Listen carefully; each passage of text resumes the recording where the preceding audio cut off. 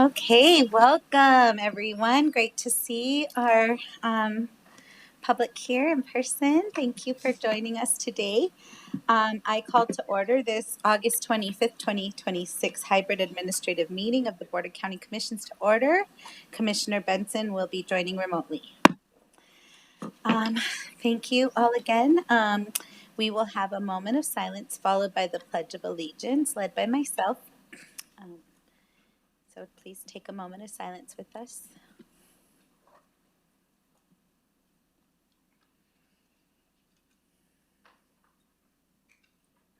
Please rise.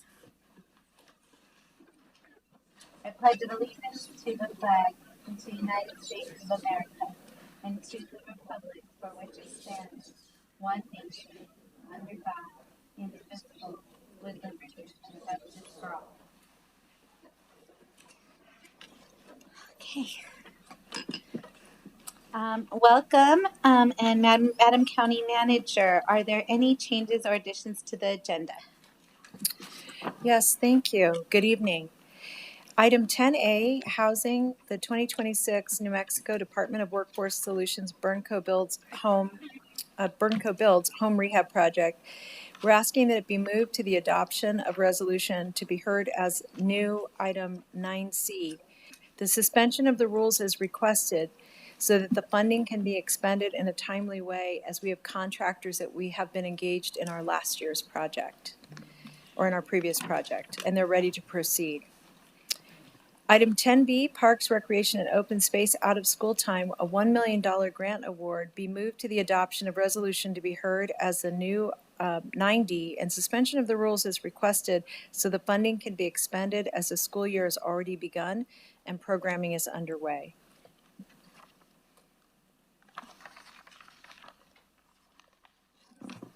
Thank you, Madam County Manager. I vote to approve. Commissioners, any other additions or changes to the agenda? Okay, I move to approve the changes recommended by the County Manager. All in favor, please say aye. Oh, can I have a second? Thank you. All in favor, please say aye. Aye. Aye. Aye. Aye. Thank you. Passes. Public comment. So we will now move to public comment before we hear communications. Each person will have 1 minute, and I am changing this evening because we've had several people sign up. So I speak on behalf of myself and the rest of the commission. I know we are aligned that we value public comment. We value people coming to speak. And because we have so many, it would take our whole night if we gave everybody 2 minutes. So we're asking for folks this evening to take 1 minute. And I just like to remind folks that all of the commissioners are available. You can just name our district. And like for mine example, District 3 at bernco.gov. And that's for every commissioner. You just name their district at bernco.gov and you can reach them directly. All of us have people helping us make sure we see our emails and that we're able to respond, hopefully in a timely manner. But I know that all our commissioners care. Oh, okay. I just wanted to see if that No, I think it's... Oh, we do. I did miss an item. Let me finish my comment. Thank you, Vice Chair. I skipped a proclamation. We will move back to that, but I'll just say that for now, so that folks are warned, and then I'll read the public comment after we do our proclamation. Sorry for that, Vice Chair Baca. We have your proclamation on emergency management recognition. And we have Emergency Management Director Thomas Wamsley to present. Sorry, Mr. Wamsley and Vice Chair for that miss. Thank you, Chair. I'll have a proclamation to read, but should I read the proclamation first?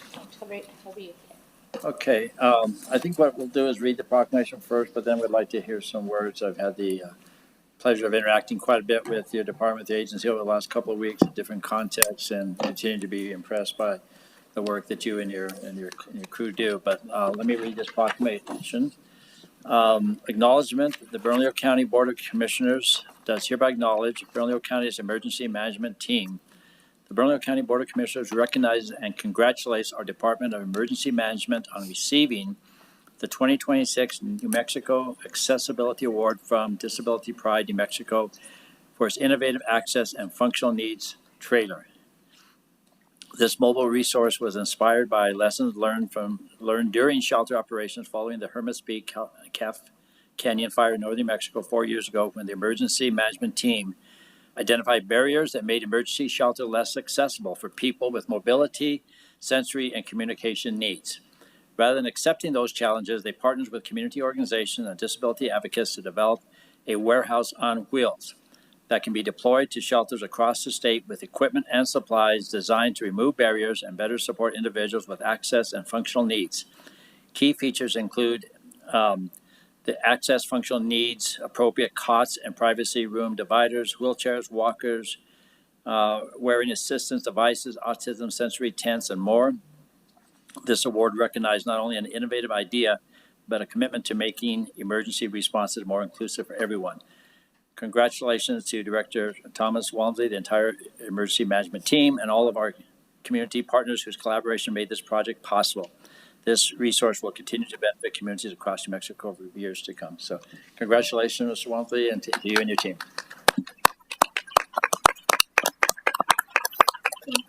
And before I speak, Madam Chair, if I may I did have the opportunity, I was invited to attend an open house at the Raymond G.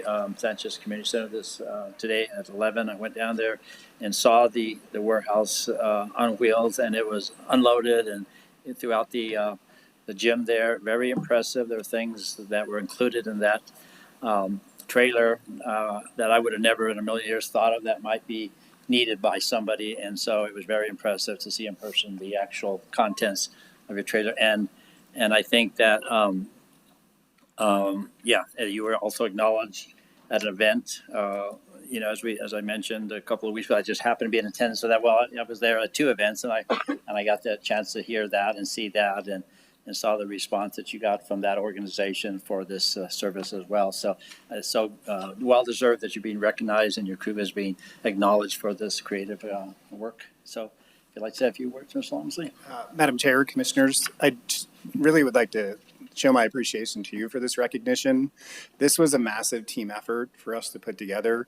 RJ standing back here, she was really our project lead on this.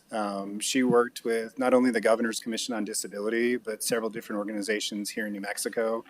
And then she created partnerships throughout the country. And so she worked with emergency managers in North Carolina, Louisiana, really just across the country to identify what are those things. And I think the approach we took is not what we think people need, but let's talk to the people and find out what they need, and do what we can to provide that service. So we're excited to have, and kind of unfortunately, we believe this is probably the first in the country. And we're hoping that the example and what we put together here can be modeled throughout the state and the country. So thank you so much. Thank you. If you want to come up and we'll present your proclamation, we'll get a picture. Thank you so much. Amazing. Thank you.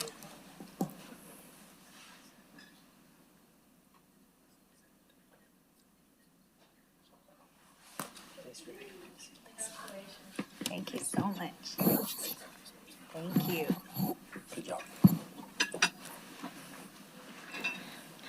Thank you so much, and thank you for bringing that forward, Vice Chair. It's so important. It shows the strength of the county to be in true service to our community in and outside of crisis. So thank you. Now for the public comment. I think I was just so nervous about cutting time because, as I said, we really care to have this time and space for our public to come and present issues. So we will now move on to public comment before we hear communications.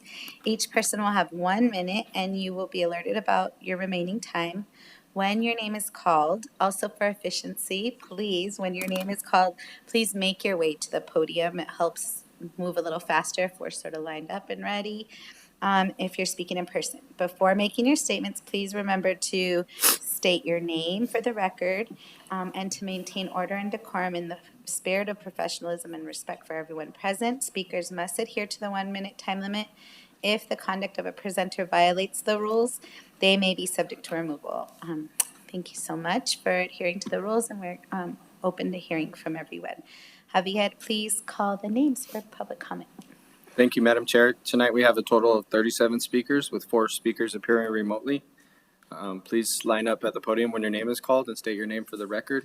Our first speaker will be Holly Hanselman, followed by James Blankenship, followed by Jory Mashak.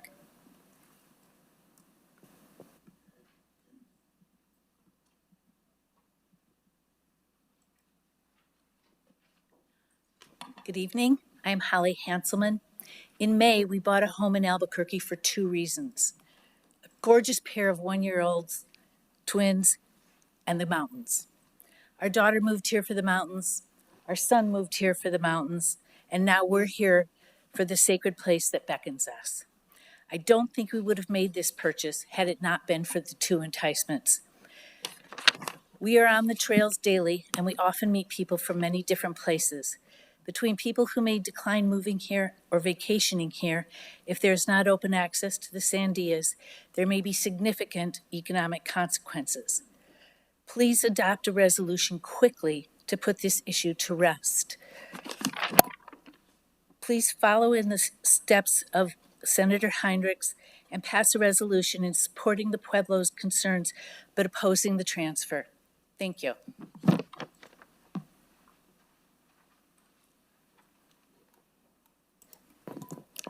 James Blankenship, followed by Jory Mashak, followed by Trevor Mashak, followed by Courtney Bryan.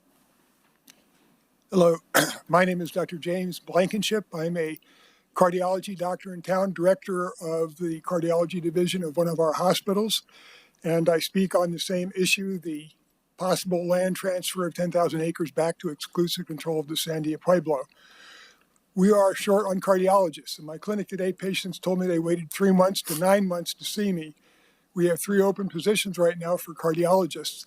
When I'm recruiting cardiologists, the Sandias are one of the things that draws them. When I took a possible recruit out, the only cardiologist that we've recruited in 2 years came, they said, you got to show me, you got to take me hiking up in the mountains. And so the first weekend that doctor did finally come here, we took her and her husband out hiking in the foothills. I think they might not have come if it hadn't been for that. The one cardiologist recruited at the VA hospital in the past couple of years came here in part because she walks her dog every weekend in the area that's maybe closed off if it goes back to exclusive control of the Sandia Pueblo. So I would beg that we keep the 2003 agreement intact, where it's preserving the rights of the Sandia Pueblo and the general public, and keep that intact without imposing new restrictions. Thank you. Jory Mashak, followed by Trevor Mashak, followed by Courtney Bryan, followed by Timothy Zechariah. Commissioners, my name is Jory Mashak, and I'm asking you to oppose the proposed transfer of nearly 10,000 acres of Sandia Mountains out of the National Forest. This proposed land transfer would move our state's most visited outdoor recreation area out of Forest Service management to become a part of the Pueblo of Sandia. This impacts BurnCo.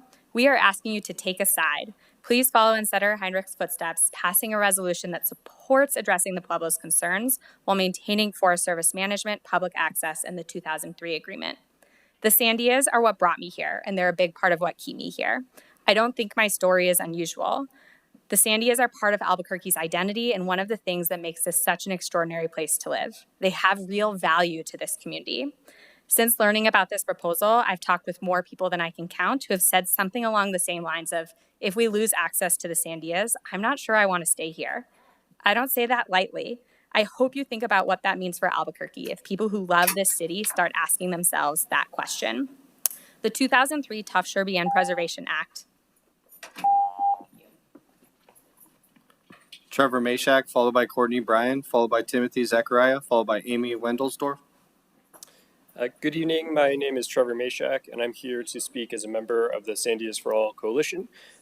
We stand in support of maintaining the 10,000 acres of the Sandias as public land under the U.S. Forest Service management. We fully respect the Pueblo's deep connection to these mountains. Today, I'd like to emphasize the public's connection to this same land. 4 weeks ago, we started gathering signatures for a petition that we started on change.org. The petition asks our elected officials to reject the proposed land transfer and to uphold the 2003 Tufts-Sherbian Preservation Act. To date, we've gathered over 1,700 signatures, which I've printed out for the Bernalillo County Commissioners. Change.org requires signatures to be verified with home addresses. Most of them are from Albuquerque. I'd note that 2/3 of them are from zip codes 87122, 87110, and 87111. In addition to signing, many left comments, and we'll be reading some of those comments here shortly. And the petition.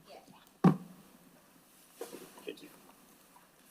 Courtney Bryan, followed by Timothy Zachariah, followed by Amy Wendelsdorf, followed by Deborah Hutchins. Some say it's their land, and I agree. All of North America belongs to Native Americans. But in one breath, we teach our children, 2 wrongs don't make a right. And in another breath, we cry, land back.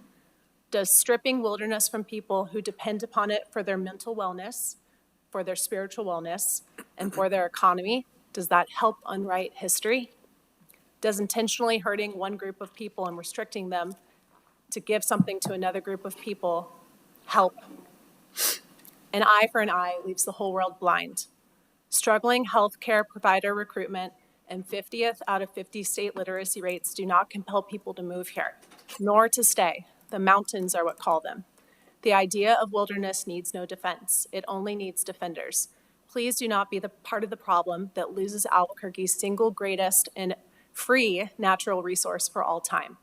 I speak for every person from Sandias for All standing in this room today and ask you to pass a resolution to uphold the existing 2003 Tuff-Sherbian Preservation Act.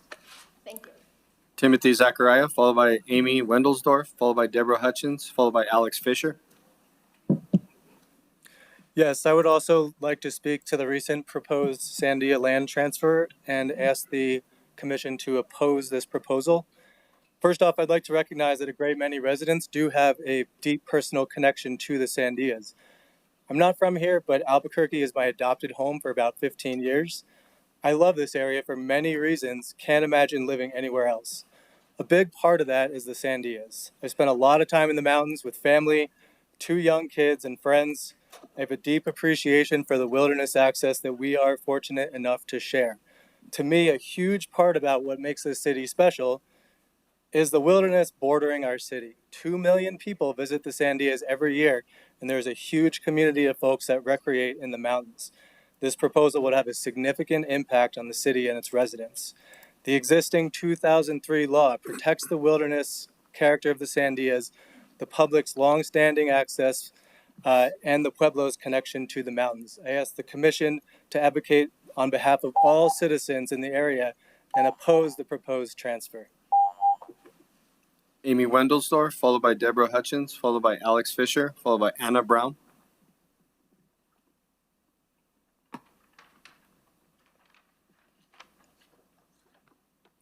Hello, my name is Deborah Hutchins, and my first question is, can we please keep the Sandia Mountain recreational areas open to all? As a native New Mexican who was born and raised in Albuquerque, this question is near and dear to my heart.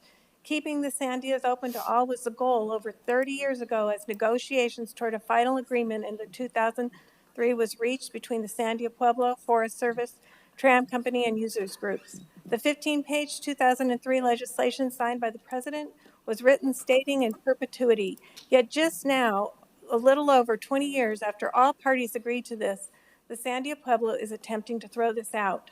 Numerous people in the area, including me, find spiritual solace in these mountains. For generations, the Sandias have been a place where family and friends gather to celebrate special occasions. We understand why the Sandias are so significant to the Pueblo because they are just as significant to all of us. So the next question is, how do we keep the Sandias open? I believe we do that by the 2003 legislation. Sandias should belong and be available to all. Thank you. Thank you. Alex Fisher, followed by Anna Brown, followed by David Baltz, followed by Madeline Nierkirk. Hello, my name's Alex Fisher. I'm a quantum physicist who works here at the National Lab in town. The Sandias are one of my favorite parts of New Mexico here. I love it. It's a very special place to me. And I recognize that it's a very special place to a lot of people, including the Native Americans too. And I totally get that. It's a wonderful place. It means a lot to me. It means a lot to many people. And I think that the Pueblo should have access to the Sandias to do everything they want there that is so important to them. And I think that's true of every other American as well. I think the Pueblo should be able to access the Sandias publicly without restrictions, and so should every other American who owns it as part of their public land. And that's a great way to manage this public land that's resources for all of us. And the 2003 agreement recognizes that as the best way to manage the land. It manages it consulting with the Pueblo and taking their input, as they should, but also recognizing that it's American public land owned by all Americans, and it needs to be managed in the best interests of all Americans. The county commission should pass a resolution supporting that, keeping that agreement, because that's the best way to manage this land for the benefit of everyone, including Native Americans. Anna Brown, followed by David Baltz, followed by Madeline Niekirk, followed by Jim Dennis. Hi there, my name is Anna Brown. I spoke with you 2 weeks ago, and a lot of us came here then, and I think you guys heard us. So we're back to tell you again that we do not want you to support this land transfer. We submitted today 1,700 signatures, and we're also going to give you some of the comments that were submitted with that. Kelly says, I oppose the proposed transfer of nearly 10,000 acres. Amy is a local physician who says, I truly believe that easy access to outdoor recreation is imperative to maintaining our health in New Mexico. Janice says, I live in Albuquerque because of the mountains. If you give them away, I am gone. The Sandias, Brian says, the Sandias bring an incredible opportunity to folks in Albuquerque. Without the ability to go for after work, we would have been able to accommodate that. From Willis, I have been an active user of the Sandia Mountain foothills for more than 30 years. From John, I moved to Albuquerque 2 years ago. And then I just wanted to give you guys a map or pictures showing you the boundary. Is that Thank okay? you. Yes, Where should I do that? I could give it to. Okay. I made one for each of you. And then one for Please proceed up forward. Thank you. David We want to Baltz. keep it moving, so folks can please be ready to come up to the podium. Thank you. Hi, I'm David Baltz. I was born in Albuquerque, and my family has roots going back to my great-grandfather in Albuquerque. So I think I have a unique perspective on this whole situation. Land transfers and land disputes have caused wars, and I am baffled why this issue even came up. My only thought is that perhaps it's an election year and maybe some meetings went on that I know nothing about. But I can see no reason to cause the strife and anger that this bill has, this proposal has caused. And so I'm asking you to please, please vote this down and keep the Sandias free to all. Thank you. Madeline Niekirk, followed by Jim Dennis, followed by Camille Romero, followed by Dr. Geraldo Cionel. Hi, I'm Jim Dennis. I've been hiking and rock climbing in the Sandias for over 40 years. I love those mountains, and it needs to remain open for everybody to use. The reason so many of us are concerned is that history will tell us that when the Pueblos gain access to land, it is shut off to non-tribal members.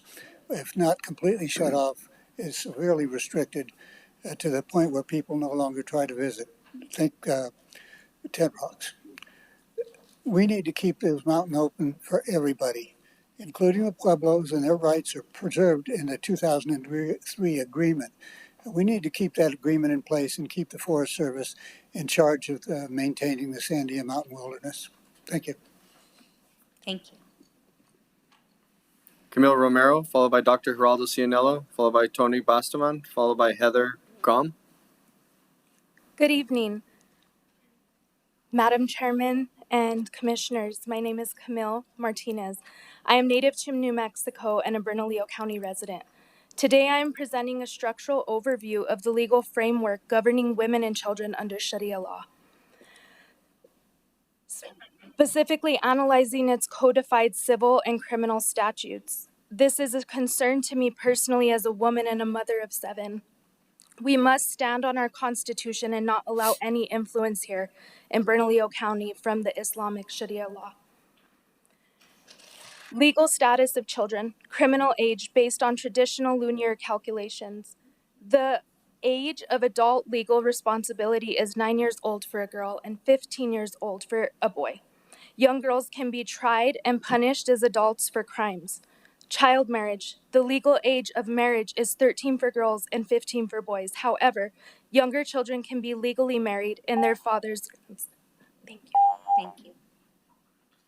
Dr. Geraldo Cianello, followed by Tony Bastaman, followed by Heather Gom, followed by Grace Dukes. Good evening, Madam Chair and members of the County Commission. I am an alternative health doctor, minister, and naturalized American citizen. First, John Jay, first Chief Justice of the U.S. Supreme Court, said, and I quote, "Every member of the state ought diligently to read and study the Constitution of his country and teach the rising generation to be free. By knowing their rights, they will sooner perceive when they are violated and be the better prepared to defend and assert them." End quote. America and its Constitution are founded in Judeo-Christian principles. Second, we love the Muslims, but reject Islam Sharia law. What does Islam really teach about?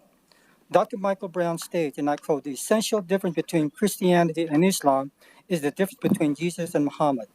Jesus was a spiritual leader who laid down his life to save the world. Muhammad was a spiritual leader who became a political leader and then a violent military leader. Jesus accomplished his mission by dying on the cross.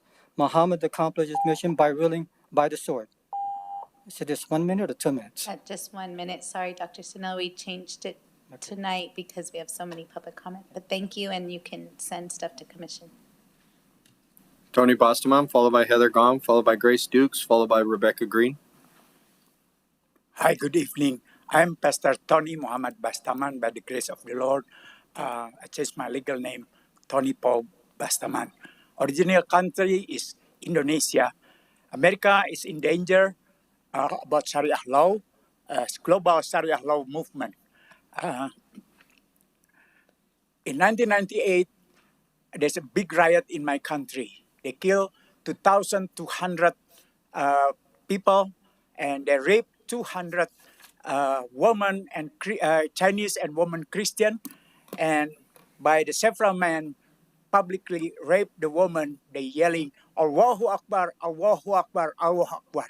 We don't need Sharia law here. Sharia law here. That's why it's time for America and in Europe and Australia also to raise up to conflict with, as we know, American Constitution is a conflict with Sharia law. Thank you. Heather Gom, followed by Grace Dukes, followed by Rebecca Green, followed by Dawn Starr. The Sandia Mountains are truly sacred, not only to the Sandia Pueblo, but to many others as well. I believe that all humans are made, as part of our DNA, makes us long for wild places. I am part of a group of New Mexicans who hope to keep these lands open to everyone. An elderly relative, Onofre, shared stories of his boyhood, riding a horse and wagon all day from the valley to the mountain to gather firewood and piñons for the winter. I imagine that many of your viejos, your old ones, told similar stories to your grandparents, your parents, and your children. As a church leader, I organized hikes and picnics here to teach lessons about the stewardship of God's creation. Over the years, I've met many foreign visitors who are awed by having this remarkable natural resource so close to the city. I worry that these same opportunities could be denied to others. Thank you. Grace Dukes, followed by Rebecca Green, followed by Dawn Starr, followed by Santiago Maestas. Thank you to Sheriff Allen for firing Flock, but don't replace it with the next Flock. No new AOPR contract, please. Now the land. I've been sitting here listening to the opposition of returning the foothills back to the Pueblo of Sandia, and I want to name what I see. A group of entirely white residents organized to fight giving stolen land back because it might cost them a hiking trail. We are standing on Tiwa land right now. It was stolen. The Pueblo has asked for roughly 10,000 acres of the West Face returned to their care, citing the desecration of sacred sites from hikers. Any answer from this room, those hikers, is that trail access matters more. It does not. Land back is not conditional on whether settlers can still recreate on it. If your support for Indigenous people ends the moment it costs you a hike, it was never support. It was permission that was never yours to give. Endorse the transfer, land back, no conditions. Don't let the colonizers clutching their trail maps move you. Thank you. Rebecca Green, followed by Don Starr, followed by Santiago Maestas, followed by Joaquin Montoya. Hello, Commissioners. I'm a resident of one of the areas that will be most directly affected if the National Forest becomes Sandia Reservation. I would be living several miles inside the reservation. I would have no legal recourse to protect myself, my family, or my property under U.S. law anymore. Stepping off of my property would be considered trespassing under a sovereign nation's jurisdiction. The tribe has explicitly stated that they will not waive sovereign immunity, so that eliminates the only protections that I have ever known. It also gives the tribe unilateral power to change or block access to the only road to my home for any reason. Governor Paisano has publicly stated that any future tribal council can change anything about their management of the area once the transfer goes through. We met with County Manager Wayne Johnson and Commissioner Bruck last week, and both of them explicitly told our entire neighborhood that they had no idea that it would actually be transferred into the reservation. They said explicitly that they would be contacting you to tell all of you that they do not support that. Don Starr, followed by Santiago Maestas, followed by Joaquin Montoya, followed by Samantha Perea Montoya. My name is Dawn Starr. I own a property in the area directly affected by the potential land transfer. The proposed legislation draft that requests that the wilderness and forest be transferred into Sandia Pueblo Reservation could set a precedent nationwide for federally protected wilderness. Last week, the Sandoval County Commission communicated to our neighborhood that they had no awareness that the proposal presented by Governor Paisano included the total ownership change. We're unclear how that was not clear because it was only a page and a quarter document that he submitted. And they made it clear, Sandoval County did, that they would contact your commission to make sure their stance was known, and they do not support a change of ownership. Has Governor Paisano communicated in his presentations that they will not waive sovereign immunity? This would remove every legal protection to access and enforcement that any homeowner visitor would have. We support the Pueblo in resolving all their concerns. Every issue can be solved now that there's an existing balance under the existing balance framework, and we invite your commission to join that. Thank you. Santiago Maestas, followed by Joaquin Montoya, followed by Samantha Perea Montoya, followed by Lisa Christofferson.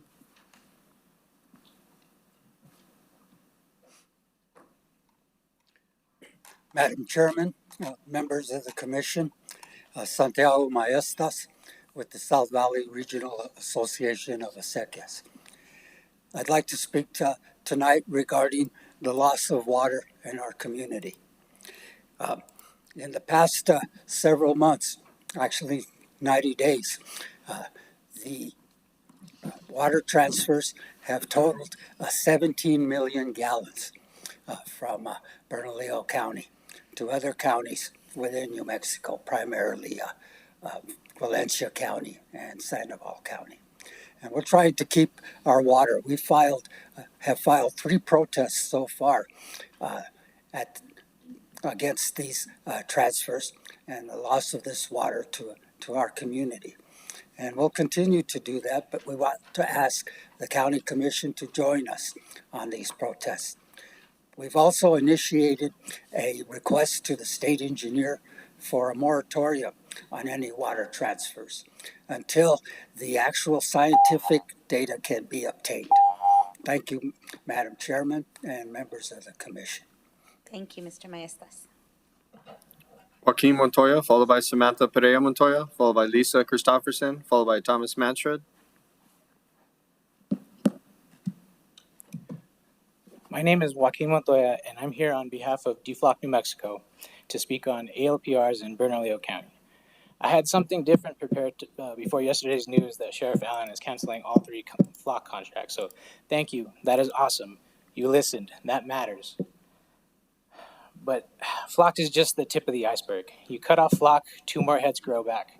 Axon, Genetec, CityGraph, the National Learn Network, ICE data sharing, a critical unpatched security vulnerability sitting inside APD's system right now. We are asking you to listen again, not to just one system and one contract, but the whole system. BCSO is still contracted with Axon. Body cameras, tasers. We support the body cameras. They're one of the few tools that actually hold officers accountable. What we don't support is Axon quietly layering facial recognition technology on top of that footage, despite saying otherwise. Thank you so much. Samantha Perea Montoya, followed by Lisa Christopherson, followed by Thomas Manshred, followed by Tad Neminsky. Hello. My name is Samantha Perea Montoya, and I am a member of DFLOC New Mexico. Today I am speaking about the camera contract the county has with FLOC. First, I would like to thank the sheriff and the county for canceling their contracts with FLOC. Many agree that the cameras are invasive and infringe on our privacy rights. However, I have questions. 1, when will the cameras be taken down? 2, what will happen to the data that the department still holds? And 3, which security company will you contract with next? We know that Genetech and Axon are being used in other departments in the city and have many of the same concerns. Will the public have input and clear insight into what is going on? Thank you. Lisa Christopherson, followed by Thomas Manshred, followed by Tad Neminsky, followed by Rosemary Sylvia McGuire. Hello, Commissioners. Thank you. My name is Lisa Christopherson. I'm in D2. I will always love you, Miss Dolly Parton, a life lived as a testimony and a witness. I acknowledge that I live on stolen and unceded Tiwa land, and we can do better in Bornco for how we treat our unhoused folks and how we treat those we forced and put onto a land. I knew nothing about the Sandia land transfer until the last time I attended, and I cannot believe that folks I protested when I was in high school did not put homes up there because of the reasons they're talking about now. As a person who is a descendant of enslaved persons, what it sounds like is folks who are saying, we don't want to be in the fields anymore, and then people who are in the house saying, we need you in the fields because you need to work like we want you to. That's what it sounds like. Like, I don't think you all understand how you all are coming across. And thank you, Sheriff Allen, for ending FLOC cameras. Thomas Manshred, followed by Tad Neminsky, followed by Rosemary Sylvia McGuire, followed by Sandy Ballard. Go ahead and proceed forward. Just state your name.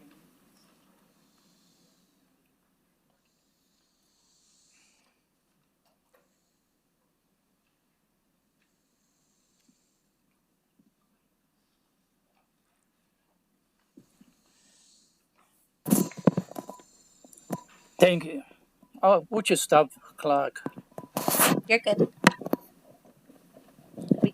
Thank you. My name is Ted Niemiecki.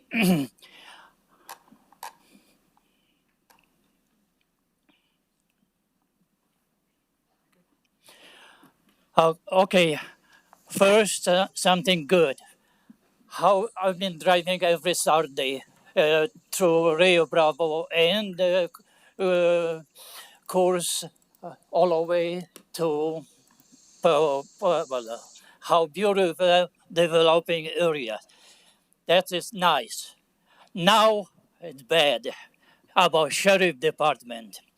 Here is an order of free process signed by Judge Francini, who is server Bernalillo County Sheriff, serve summons, supposed to serve, timely, signed by Judge Elena Lujan.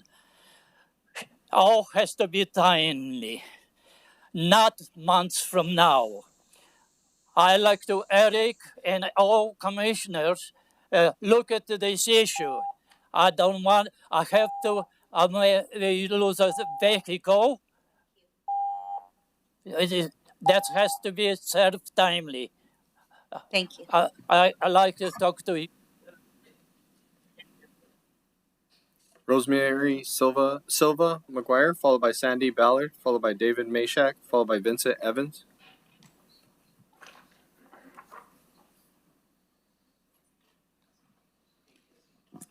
Thank you for hearing what I have to say.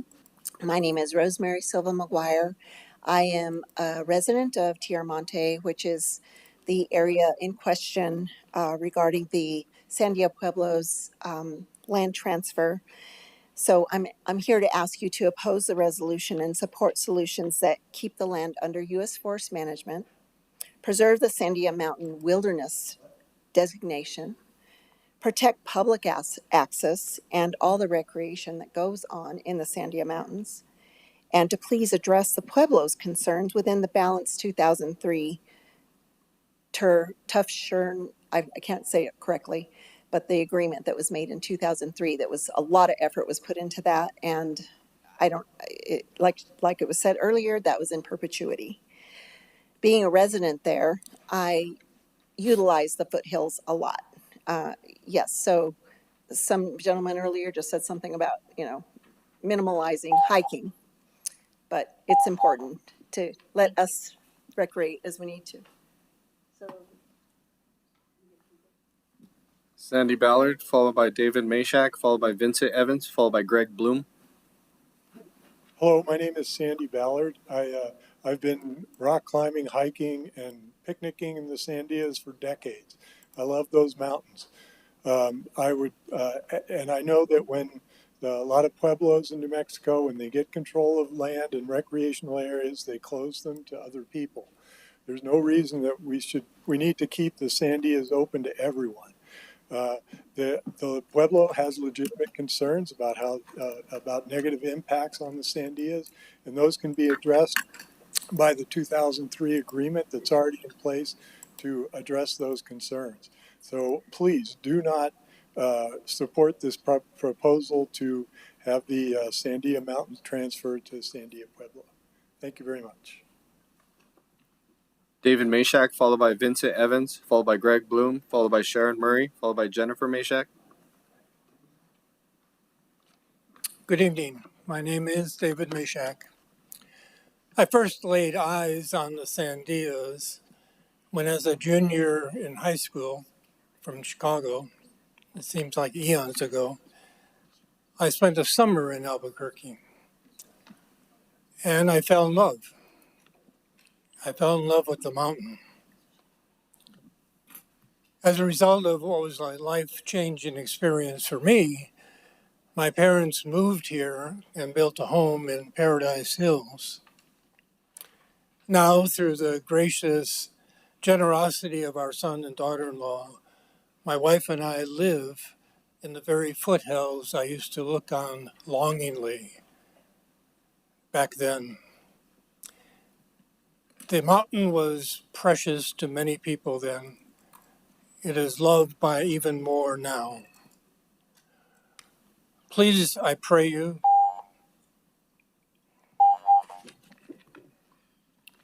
Vincent Evans, followed by Greg Bloom, followed by Sharon Murray, followed by Jennifer Mashak.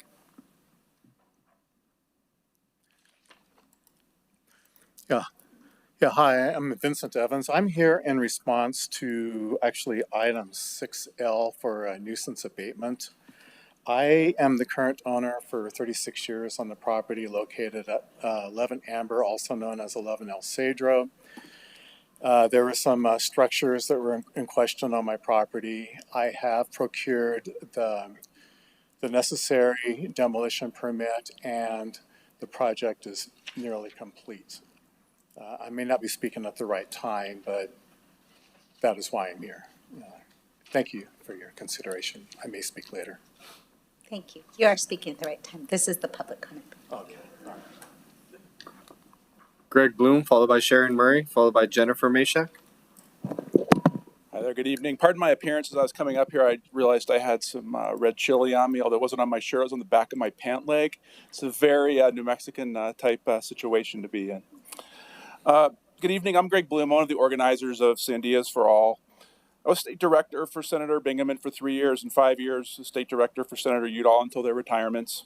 And as you're likely aware, it's understood in Congress that land legislation rarely passes without the support of impacted communities and counties.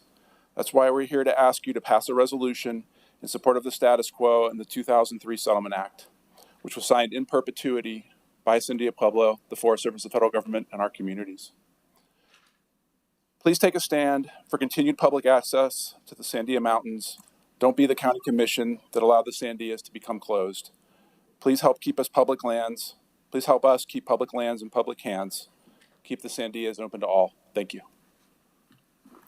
Sharon Murray, followed by Jennifer Mashak. Hello, I'm Sharon Murray, a New Mexico native and also a resident in the area in question about the possible land transfer. And I shortened this a lot. We'll see how it goes. In 2003, Congress formed the Tough Sherbian Wilderness. This legislation was years in the making and addressed the needs of all involved. Sandia Governor Stuart Paisano was involved in the process, and the Pueblo gave their support and approval. The number of people who love and use this land and the frequency with which they use it can't be overstated. Other quick issues. The issue of tourism and the economy is important. The factor of it being a recruiting tool, our outdoor spaces for professionals, particularly the doctors and healthcare professionals that we desperately need. I know from personal experience this is true. Open access to these trails is truly a recruiting bargaining chip. The issue of homeowners who would be landlocked. I didn't get anywhere I wanted to. So yes, please keep us in mind. Thank you. Jennifer Mashak. Good evening. I'm Jennifer Mashak with Sandias for All. We are fortunate to have all members of our family here in Albuquerque, and every single member enjoys some activity in the Sandias on a regular basis. Our grandchildren have learned the value of protecting the environment by staying on trails and cleaning up trash. We want a strong and healthy community for all New Mexico, and the 2003 Act ensures this. Please oppose a transfer to the Pueblo of Sandia. This concludes our in-person speakers. We will now move on to our speakers online. First speaker, Camilla Feebleman.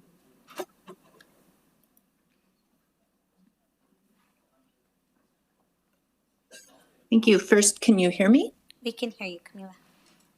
Thank you, Commissioner. I'm Camilla Feibelman. I'm the director of the Sierra Club's Rio Grande chapter, and I'm here to speak in favor of the industrial revenue bond for the Desri solar project. First, renewables are cheap, reliable, and more affordable as a source of energy than almost any other source.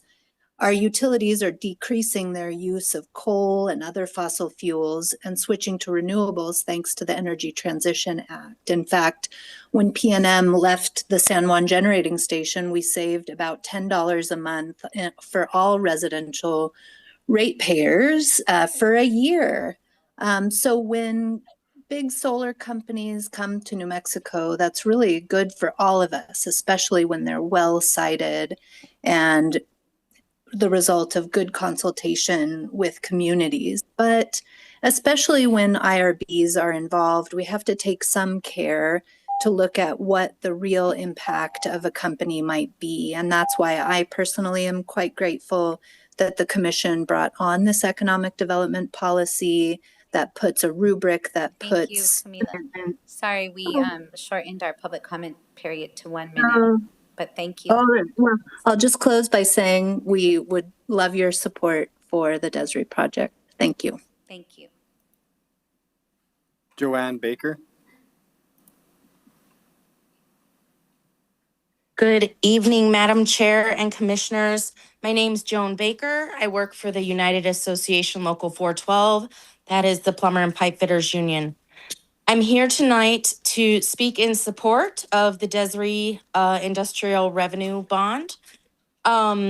This is the type of business we want in New Mexico, in Bernalillo County. This is the type of business that we as a community should be investing in because they have committed to investing in us. They're committed to workforce standards. They're committed to workforce development. They're committed to their project, not just being their project, but giving more back to New Mexico, Bernalillo County, and the community. So I ask you to support their IRB. Thank you. Thank you. Kate Goldblum.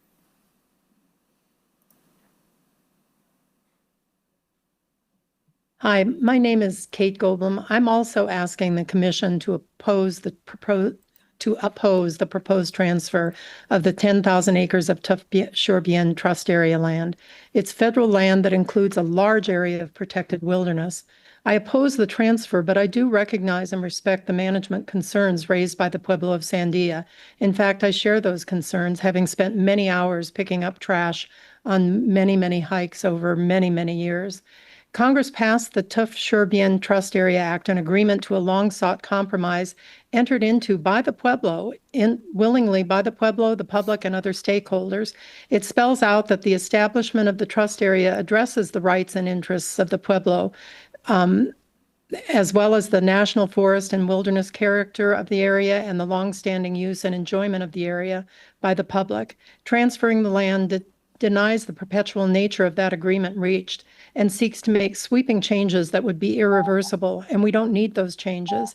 The act includes ways to cooperatively manage the area. I respect you to make an informed decision. Thank you so much.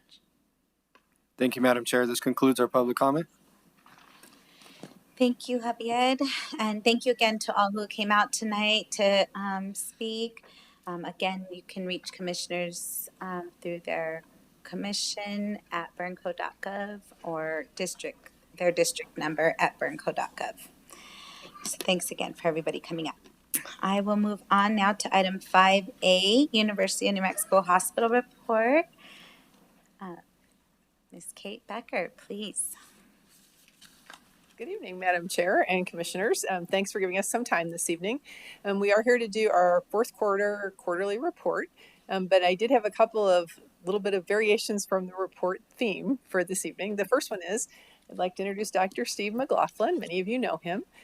Steve has been the Chief Medical Officer for UNM Hospital for the last 4 years, and he recently moved into a new role, so I just wanted to give him a minute to say hi and introduce himself. Wonderful. Welcome, Dr. McLaughlin. Thanks, Chair Barba, Commissioners. Nice to meet you all. I'll just quickly my background. I started working at UNM when I was 25 years old. I was a physician initially and have had a number of jobs, as Ms. Becker pointed out. We've had, in my last few years working closely on the hospital side, it's been such a pleasure working with your team on a variety of the ways that we serve our community together, and really appreciate your support for the healthcare that we provide in and for the county, and look forward to continuing to work with the commission. So thank you for the time. Thank you.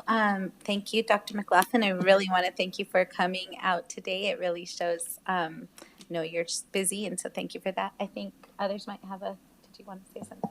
Thank you, Madam Chair. I just wanted to thank you, Dr. McLaughlin, and thank you, Kate, for bringing him and the work that we are doing together to serve our community. Really appreciate that. Yes. Thank you. And the second thing, as Dr. McLaughlin mentioned, we try to do not just the quarterly report, but give you updates on a little more broad community engagement and update on that information. So tonight, something a little different. We have a video that I'm going to play in just 1 second. So I'm going to tell you what it is. So when we did our 2023 Community Health Needs Assessment, and all of you were except for perhaps Vice Chair Baca at the time, all of you were at the listening sessions during that time. One of the themes that came through was requests from the community for support for behavioral health. That has been a very big theme in our listening sessions, and particularly for young people, and for helping them in terms of recognizing issues, being able to talk about them. And so for the last 3 years, we have sponsored a middle school summit to talk about these issues. So this year, it was called the You Matter Summit. And we had, on March 6th, we had more than 180 sixth grade students from Ernie Pyle, McKinley, Garfield, Jimmy Carter, John Adams, Van Buren, Washington, and Wilson come participate for a day of keynote presentations, workshops, and small group discussions. And so rather than tell you all about it, we have a little 2-minute video to show you something about it. Thank you. Which I'll attempt to open. We'll see how it goes. I don't know which thing it is on here. Is it this one? Is there somebody? No, I don't think it's that. It's not a PowerPoint.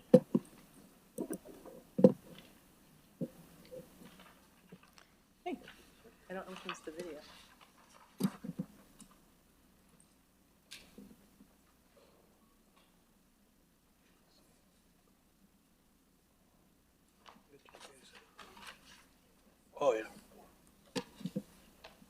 there you go. Thank you. Yay.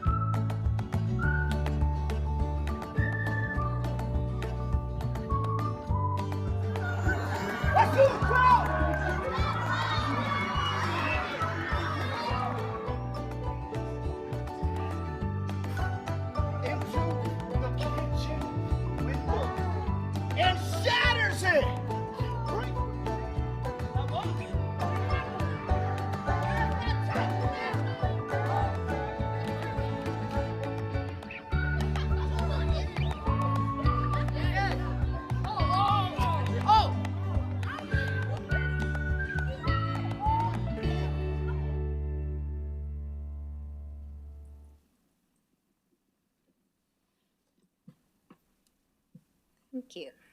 Thanks. So that's just a little update on things we've been up to. And then you have my report in your packet. We don't yet have the June 2026 financials final because they're in the process of being audited right now. I'm sure you're probably in the same situation. But we are ending the year at a loss. So we are expecting to end the year at a loss. We did have some improvement in the month of June, so we'll close that gap some that you see in the report, but we'll finish the year at a loss. And then just a couple other things in the patient experience arena on page 12 and then again on page 23, we've seen some really nice improvement in our patient experience scores, particularly in communication with doctors and communication with nurses, which has been a big focus of effort to make sure that people feel heard and feel like people are committed to listening to them and including them in their plans of care. So that's our report for this quarter. Happy to answer questions. Thank you, Kate Becker, so much. Do we have questions from the commission? Oh, we have, well, Benson. Please, Commissioner Benson. Thank you, Madam Chair. And I don't have any questions, but I did want to just say thank you to Dr. Becker and the work she's doing and for bringing Dr. McLaughlin. I wasn't aware that he was coming tonight, and Dr. McLaughlin, I wish I was there to just say hi and shake your hand. And to the commission, I just want to just give personal praise. He was a doctor of mine and my wife's at a time before I was ever on the commission, and he's just a man of outstanding character and a wonderful physician. So thank you, Madam Chair. Thank you, Commissioner Benson. Any other questions?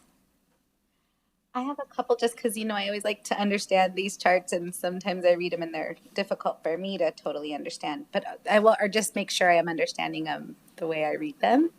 Um, for on page 15, I believe it is, there's an average time for new patients, and on page 15, there's the a time that folks left without being seen.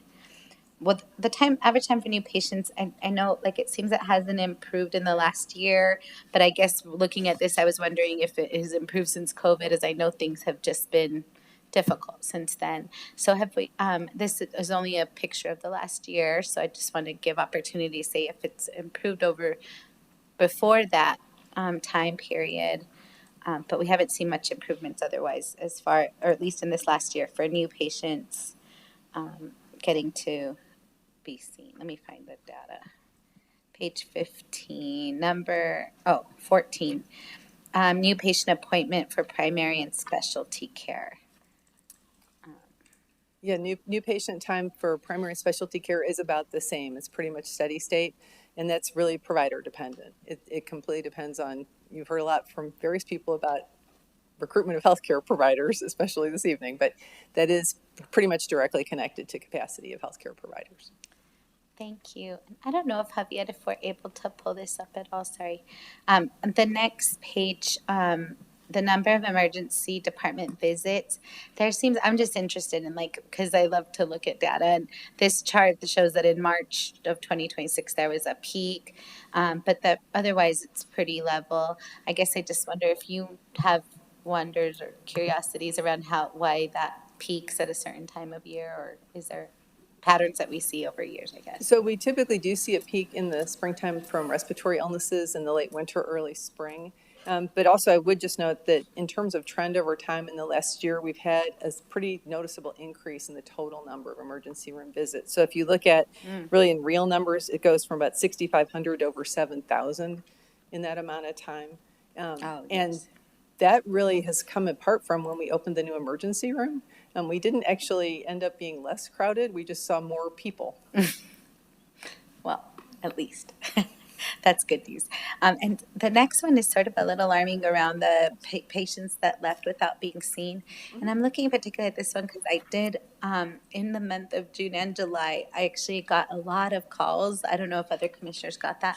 I got about 4 calls, which I don't get any calls usually, of people saying they had been in the emergency room for over 24 hours. And I guess and it looks like June was a month of highest of visits without being seen. Can you have some sharing about that? Thank you for that question. So I would say that it's not so much the number of emergency room visits then as it is the capacity within the hospital itself. So when people come into the emergency room, if there's not a bed available for them upstairs, if they're going to be admitted, they're going to be held in the emergency room. The more people that are held in the emergency room, the more backup for the people who are waiting to be seen. And so we have been running between 125 and 135% of our adult capacity still in the hospital, even with the new tower being opened, which I guess tells you a lot about the need for care, the need for access to care. But we've really struggled to find more places to enable people to stay. And so one of the big focuses of our work has been increasing length of stay for people who can be discharged. If you're ready to go home, you're medically ready to go home, we want you to be able to go home. If you can't go home, if you need to be discharged to another facility, there's not a lot of beds available in the community for those discharges. And so we really struggle with those patients can be with us from a day or 2 extra to a week or 2 extra. And so those beds are not available for people who are coming in through the emergency room. It's a really difficult problem. Yes, thank you. It sounds like a big puzzle to solve. The very next one, I just don't really understand this. It's on page, it says package, page 25. It just has a red line and a blue line, and I don't see information about what the red line or blue line represents. Not trying to make you dizzy Page doing 15 this. on that little green jump top. down to this thing. He's getting, oh, is it you that getting it? Somebody's getting it. Maybe it's you. Yeah, 15 at the top there. A couple more pages down. 13. One more. the second chart, or the third chart, one more. There's just this red and blue line that I don't quite understand. Oh, sorry. The blue line is the average from the time you arrive until you're disposed, you're seen. So that's been averaging 6 hours-ish. The red line is the national average, which has been a fairly flat number of about 4 hours. Okay, thank you. And then the next one, as you know, the very next chart on that next page, I just want to also understand this inpatient versus outpatient for MDC, just because it's does that mean that, does inpatient mean in MDC and what does outpatient mean, I guess? Yeah, thank you for that question. So this chart just relates to people from MDC who have had services at UNM Hospital. So the inpatient services are they're admitted to the hospital. The outpatient services are they are actually brought physically to a hospital clinic. So not being seen at the detention center, but being seen at UNMH. So for the MDC, people seen there, those reports are in the Healthcare Authority reports, the MDC Healthcare Authority reports in terms of volume there. Okay, so neither of these are actually in MDC. These are people from MDC being seen. If it's inpatient being seen in, and outpatient means maybe a clinic. Exactly. Okay, thank you. That was a little, and I guess I just want to thank, and this is very good information. I think it's, unless I haven't, but I think the breakdown on the next under financial assistance to patients by county, I really appreciate it. Yeah, a couple pages. Just one more even. This one or the next one? One more, the next one. That one too is good, but yeah, that shows the sources. But just the next one that really breaks it down by county, really gives us a more clear picture, right? That the uncompensated cost, who's coming in with uninsured care, and the charity care costs.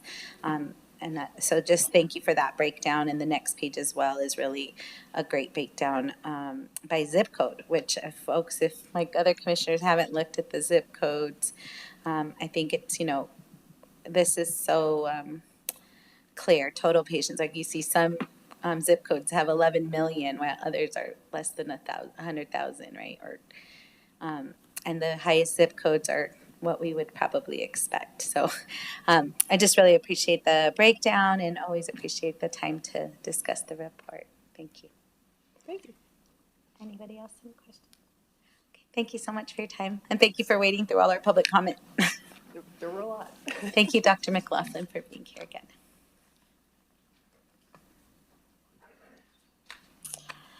Okay, we're moving on. Make sure I'm looking in the right place. Item number 6, consent agenda. Madam Clerk Kavanaugh, please provide a resolution number for items 6D, E, H, I, J, K, and L. Yes, Madam Chair. Item 6D is FR 2026-80. 6E is FR 2026-81. 6H is AR 2026-82. 6I is AR 2026-83. 6J is AR 2026-84. 6K is AR 2026-85. 6L is AR 2026-86. And then 6M is Ordinance 2026-12. 6N is Ordinance 2026-13. And 6O is Ordinance 2026-14. Thank you, Madam Clerk Kavanaugh. So I move to approve the consent agenda. Can I please have a second? Second. Thank you. Just to note, the consent agenda has been published and made available to the public. We have a motion, a second. All in favor, please say aye. Aye. Aye. Commissioner, we do have Commissioner Benson on. Yeah. Madam Clerk, please call the roll. Thank you. Yes, ma'am. Commissioner Olivas. Yes. Commissioner Benson. Aye. Commissioner Barbara Baca. Yes. Vice Chair Frank Baca. Yes. Madam Chair Barboa. Yes. Thank you. Thank you, Madam Clerk. So approval of the consent. So we move on to item 7A. There's no consent withdrawals. Moving on to item 8A. Madam Clerk, once again, please issue ordinance numbers for 8A, B, C, and D. Yes, ma'am. Item 8A is ordinance 2026-15. 8B is ordinance 2026-16. 8C is ordinance 2026-17. And 8D is ordinance 2026-18. Thank you. Thank you, Clerk Kavanaugh. Items 8A, Economic Development Manager Carolyn Tobias to present. Looks like someone else. Great. Welcome. Madam Chair, just for the record, for items 8A, B, C, and D, we are to convene public hearings. However, we do not have any signups for those. And then Ms. Carolyn will be presenting via Zoom while Ms. Monica advances the slides on her behalf. Thank you so much. Thank you, Ms. Monica. And welcome, Yes. Carolyn. Thank you. Good evening, Madam Chair and members of the Commission. Carolyn Tobias, Economic Development Manager. Thank you for this just accommodation to allow me to present these items, of which our staff is very excited to bring before you this evening. The first project is a request from the adoption of ordinance to issue property tax exemptions in connection with the View at Sunport, the construction of 254 multifamily workforce units. Please advance, Monica. Thank you. Just as a high-level overview, I just wanted to remind the public and for record that a non-PRB is a Bernalillo County tax abatement with an annual fee assessed by the county to offset the cost of certain projects that have the community benefit of affordable housing. And it's for those housing projects that are not applying for a project revenue bond, LIHTC type program that automatically issues and utilizes the tax exemption. So it's the tax exemption only for this non-PRB project. As you can see here, just by virtue of overview, the term of the request is for the 30 years to keep these workforce units affordable. And the county fee coming to the county annually is the $10,514.87. Please advance, Monica. The View at Sunport, as I mentioned, is 254 of the workforce housing units. So it's a blend of 90 to 120% AMI. And actually, Monica, if you would advance to the very next slide, just to show the location. As the name suggests, it is just north of Sunport Boulevard. And I was just dropping my husband at the airport this morning and excited to see the amount of opportunity and development infilling in that area, of which this is a project. So that's exciting. So the hope of the developer is to commence construction in Q3 of 2027 with the project completed by Q4 of 2028. Please advance. Thank you. In your packets, you will see the AMI rent matrix for this specific project. And I just wanted to also mention that for our economic development items this evening, we do have representatives of the project in the room with you all and available to answer any questions. And with that, I will stand for any questions that you might have about the View at Sunport. Thank you, Manager Tobias. Any questions? Yes, Commissioner Olivas. Thank you, Madam Chair. So I have a question about the rents that are being shown here. Let me pull it up on my end, but in the ES section of this, it shows that a one-bedroom rent is $17.95. Yeah, that's it right there. Yeah. But then down a little bit lower in the packet, it goes through like a sample use case where it shows this AMI example, real life example. and it shows that this hypothetical family with an annual salary of 71,000, is. So can you square that for me? If the rent is $1,795, and we're saying that this person can only afford $1,087 per month. Madam Chair and Commissioner Olivas, thank you for the question. I will have representatives of the project speak to their example to basically outline the comparison that they're making on this AMI chart. Thank you, Mr. Bice. Madam Chair, Commissioners, Tommy Cubbins, formerly of Bernalillo County.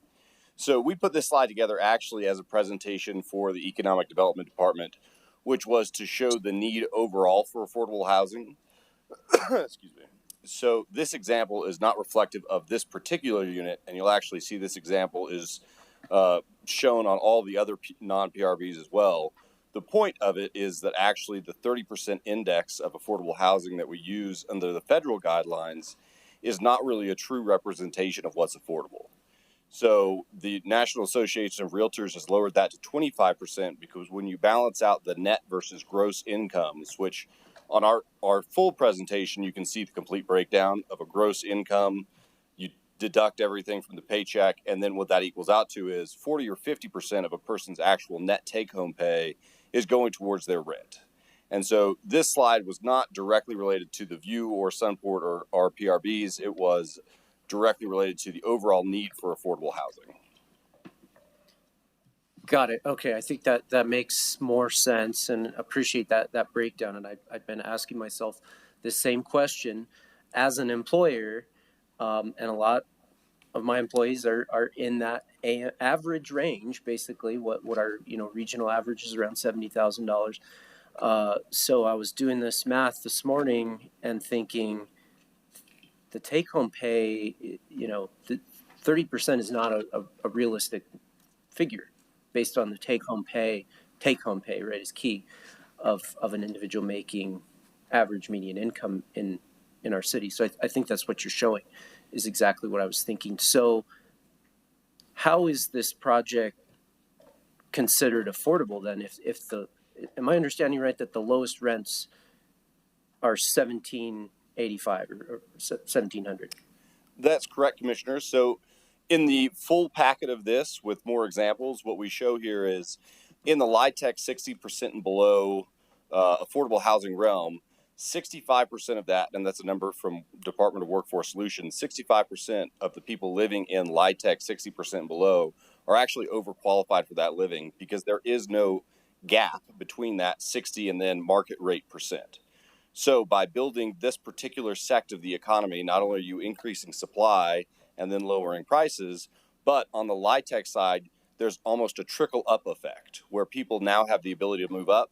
On the flip side of that, at the market rate level, 35%, again, numbers from Department of Workforce Solutions, are over cost burdened, which our argument is not only over cost burdened at the 30%, but in reality, given the net amount, they're substantially more cost burdened. That has the effect of essentially making sure no one can save enough money for a down payment to move out of rental housing, to create wealth, and to have the wealth generation, which by creating this middle housing, 65% of that low-income housing frees up, and 35% of that market rate housing has the ability to afford better.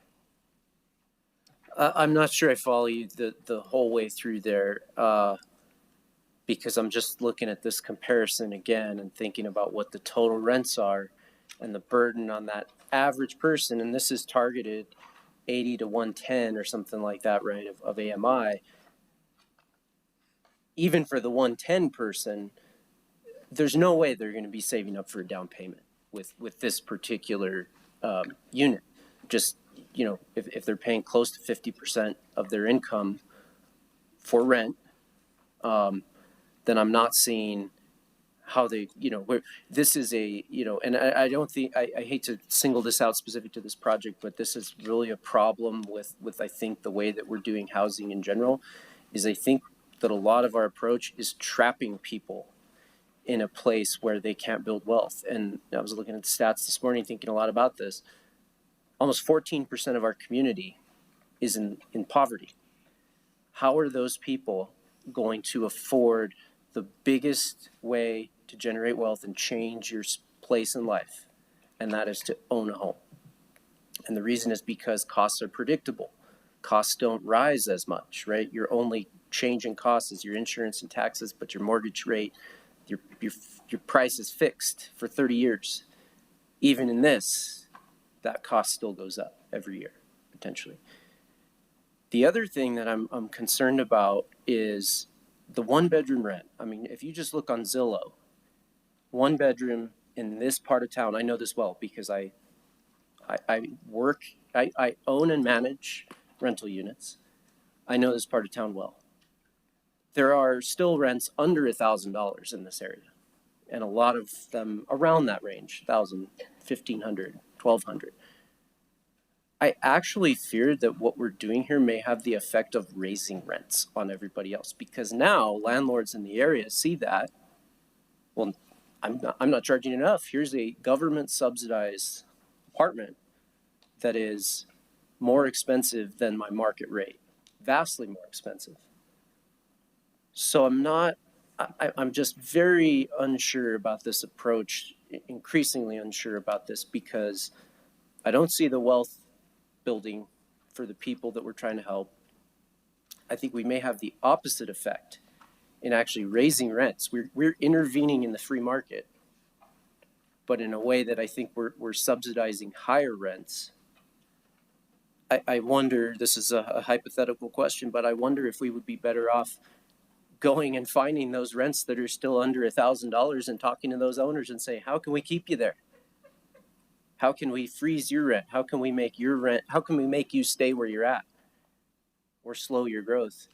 Versus this approach that I think is, I just don't see it go in the right direction. And the last thing I'll say is this, so we, in this project, if you net the tax forgiveness, if you will, with the fee, the developer fee, it's about a $10 million tax forgiveness or tax abatement.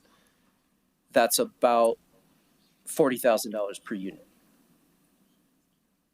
If there's 254 units on this project, that's a down payment for 254 people, basically, for a single family home. I have, I think you guys, the project looks beautiful. The work on this, I think, is great. I don't have a problem with it, but at that rent range, I don't understand why it's not. Why don't we just call it market rate? Because to me, it's actually more than market rate for a lot of this area. Happy to hear if you have anything to say, but I'm really not sure about this approach. I don't know how we are going to get out of the poverty and wealth trap that we are in if we keep putting people in multifamily housing where they can't save up for a down payment. Commissioner, I have a number of thoughts that I agree with you in the whole of wealth generation and how people are pigeonholed into certain areas. From our one position, though, as this development speaks to it, our ability here in this moment is to fill a missing middle, or essentially where people can move out of the low-income, LIHTC housing or down from market rate. And we, as the presenter of this, did not decide what 80% of AMI equaled. I mean, the federal government came up with that number and we stayed below it. So we're working within the bounds of what the system has created.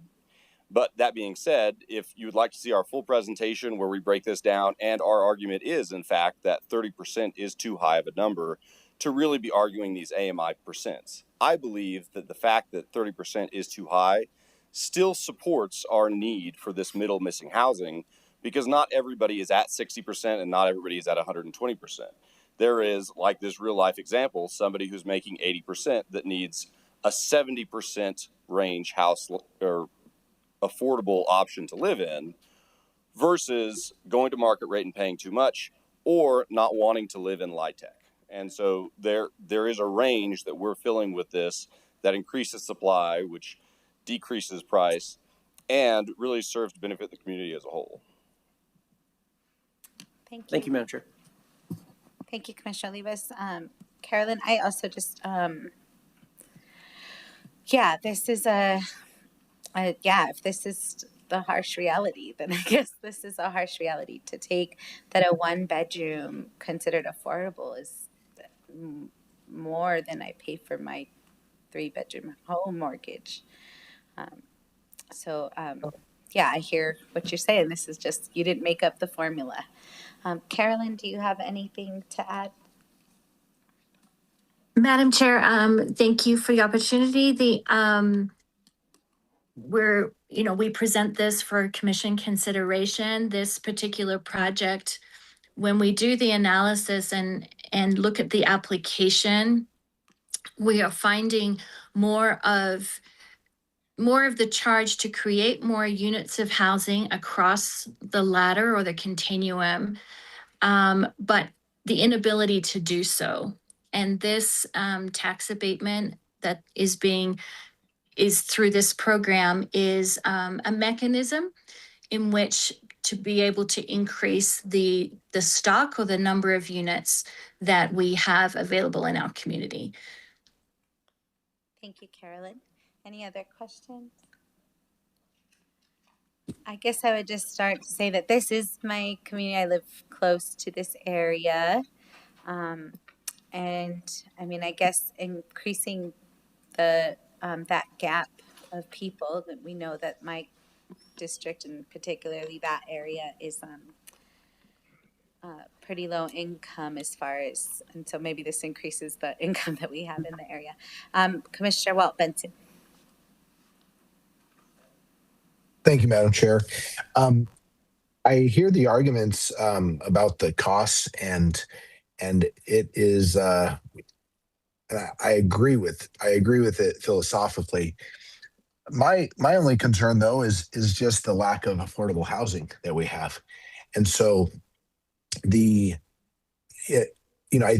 this perfect? No, but is it a step in the right direction? I think it is. I mean, the alternative is for the county to, or the city to continue to buy buildings and try to refurbish them and create affordable rent, but that's not cost effective using tax dollars. This is more so, and there's a bigger issue though. I think with in terms of like how do you build wealth, and I think it's really more about education more than cost, honestly. And I don't know Commissioner Olivas's personal story, but this is his business, and a lot of it has come through his own education. And I don't want to speak for you, but I know a little bit about your business, that you work really hard at it, and it has taken a lot of education on your part. A lot of it's been self-taught. And whether you're doing this as an investment or just trying to build your own wealth, really that's where we can, I think, make an impact on the community. Because even if we got, these costs down so that individuals were paying less money, doesn't mean they're going to build wealth. I've seen individuals with great cash flow never build wealth because it left their hands as quick as it went into their hands because they didn't have the right education. So in terms of the housing, we have a shortage, and this is I think it's not a perfect solution, but it's a step in the right direction. And meanwhile, I just don't know the alternative in terms of the imperative we have for creating homes. Thank you, Madam Chair. Thank you, Commissioner Benson. Yes, Commissioner Barbara Baca. Thank you, Madam Chair. I guess I'd ask a question of the manager, or maybe with Carolyn. I was set to vote for this, but this argument is weighing heavy on me because it does not make sense to me, that discrepancy that is being described in here about whether this truly is affordable housing. Is this a good investment for the county? So thank you very much for the question. And I want to just step back with an observation, and then I think this might help with this answering this question. One challenge we have is that we do not have enough housing across the continuum. And that's something that we discussed when we met as part of our housing workshop. And the other thing I think you're pointing out, and I'm hearing this, is that when you look at the continuum of who can afford what, it is mismatched with the kind of housing that's available. And that's whether it's for sale or rental. Like we know that about our community. And one of the things that I was writing myself a note about after our meeting last week was that we need to take a much deeper dive as a county, even in the way we do this body of our work, because we do need to decide what is it that we want to invest in long term that we think is going to make a difference in the community. The reason that the staff is bringing this forward is that it meets one very basic need, which is we need more housing, and incenting more housing is just critical for the health of the community overall. The bigger question that I think we need to answer over the next few months is under what terms and conditions do we use tax abatements for what bracket of housing, the housing affordability, because this is really 90 to 120% of AMI. And so let me just put that aside. And then to add one point that you just raised, Commissioner Barboa, or Chair Barboa, I apologize, is that having mixed communities of mixed income is actually also very healthy for our communities. And so while it's not meeting every need, it's meeting some needs. And really the question for the commission is, under what terms and conditions do we want to prioritize this tool of an IRB to meet specific needs? I think in this part of the community, I do think having mixed income where people have money to shop and can start to or continue to invest in retail and other activities in that area is of great value. It has another value for us. So that's why I was comfortable with the staff bringing this forward. But I do think as we dive deeper into what we want to prioritize, I think this is a question we have to ask in terms of what terms and conditions do we use this tool. And then the last thing I'll say, I'm sorry, this just popped into my head, is that we have really been in the facilitation mode. So when people come to us, we look very hard at how we help them make investments, especially in housing, very broadly. And I think that's why you'll see even on the agenda tonight more projects that are not similarly situated, but more projects that will allow for investment. So I think that the wisdom that you all put forward, we'll certainly take that, and I think it's worth us having a deeper dive into that whole under what terms and conditions, because I think we've only been talking as a staff about facilitating housing, not prioritizing that in the same way that you all are describing it. Madam Chair, just to follow up, so are you saying that this is a good investment for the county to participate? I do believe it is, in part because of where it's located. I think that's actually very important, and in part because it's just adding more housing to the overall pool that we know we have a deficit in. I think the question I think the question you're asking, which I think is a very fair one, which is how do we refine under what terms and conditions we use this tool? I think that's a fair question. I think the way we're thinking about it is how do we create enough volume and investment so people continue to invest in housing? I think the pipeline is very important. And I'll just add, you've all also had a discussion about how do we make sure we have enough construction jobs and that we're really engaging, our partners that are builders in our community. So in many respects, this meets a lot of needs of our community. Does it meet every need? And I think the point that Commissioner Olivas is raising about, is this price point one that really allows families to save? I don't think it does, honestly, based on incomes here. But this does meet other needs. It doesn't meet that need, but I think it meets other needs. Also, thank you. I really appreciate the conversation and and I'll let you go next, but a little bit, I think, a reference to what Commissioner Barboa was asking. I think there's so much to play here, but the idea that this is, I guess my question maybe to Carolyn is that you said 90 to 120% AMI, so it's capped at 120% AMI. I think that's important for me because this area, actually, we already know there's going to be a Target, there's going to be an In-N-Out, there's going to be a whole UNM campus across the street here, right? So I actually worry about the opposite, where all of a sudden it's the place that all the affluent people want to live, and then our prices really go up. And so I think the idea that we are intentionally building a middle area in this area that I'm sure developers also know is going to be an area where we're going to have a whole UNM campus there. And I live in this community, and I can tell you, when the last housing crisis happened, bunch of my neighbors, I live in the home I grew up in, so a bunch of my neighbors moved out to the west side where there was new homes that they could buy for cheaper.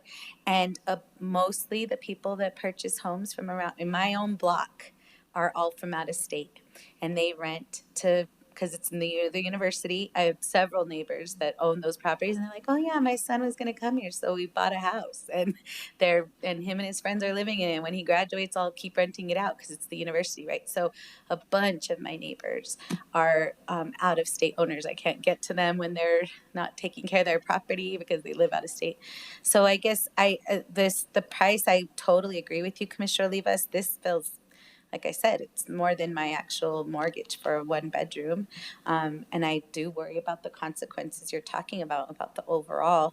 And I worry about, this conversation has made me more increasingly worried about if they build it, like I always learned from our economic department, that it's not the leaders, or if not, then what? Like, if not for this, they wouldn't build it. That even if we did let them build it and then it's over the 120% AMI, I think it would get rented up because of the potential. And it might be rented up to just a bunch of out-of-state university students, which is great, but not exactly meeting the need I think that we're trying to meet by increasing the housing population here. So I don't know. I really appreciate these discussions, and thank everyone for bringing up the important conversations. Vice Chair Baca, did you have something to add?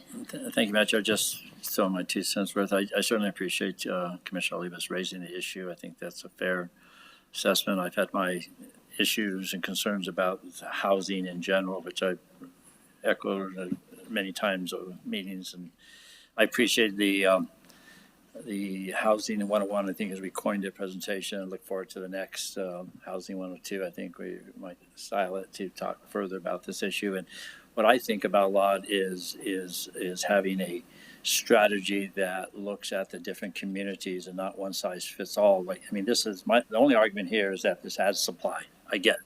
Adds supply. I think we have 4 projects on this agenda. I think we had 2 or 3 last agenda, if I'm not mistaken. So that's supply. That's very, that's basic economics, that's supply. But I think that we should, if we really want to have a smart strategy, I would think it'd be helpful to really look at, the different communities and look at the needs of the different communities and think about it that way and what we're going to support in the different parts of our community. I totally agree with Chair Barbara. I drive down that way all the time, and I see the work done at Lobo Crossing. There's a lot of earth moving going on and a lot of different projects. I've actually went to an open house they had on that a few months ago. Gibson Boulevard is hot. It's a hot area. And so, this is going to result in some serious development. But I do think we do need to look at that. Understand just a property tax abatement. It's 90%, 120% AMI. It is what it is. I'm going to support it just because I think it does add stock, but I do think it would be better served if we really look at the different parts of our community and see what they need and see what they don't need. Because it's, again, just putting housing in one area is not, in my opinion, a good strategy, a smart strategy. So anyway, thank you. Thank you, Vice Chair. Any further comments, questions? Carolyn, would you care to close us out? I know this is I'm sponsor of this. Have any closing words?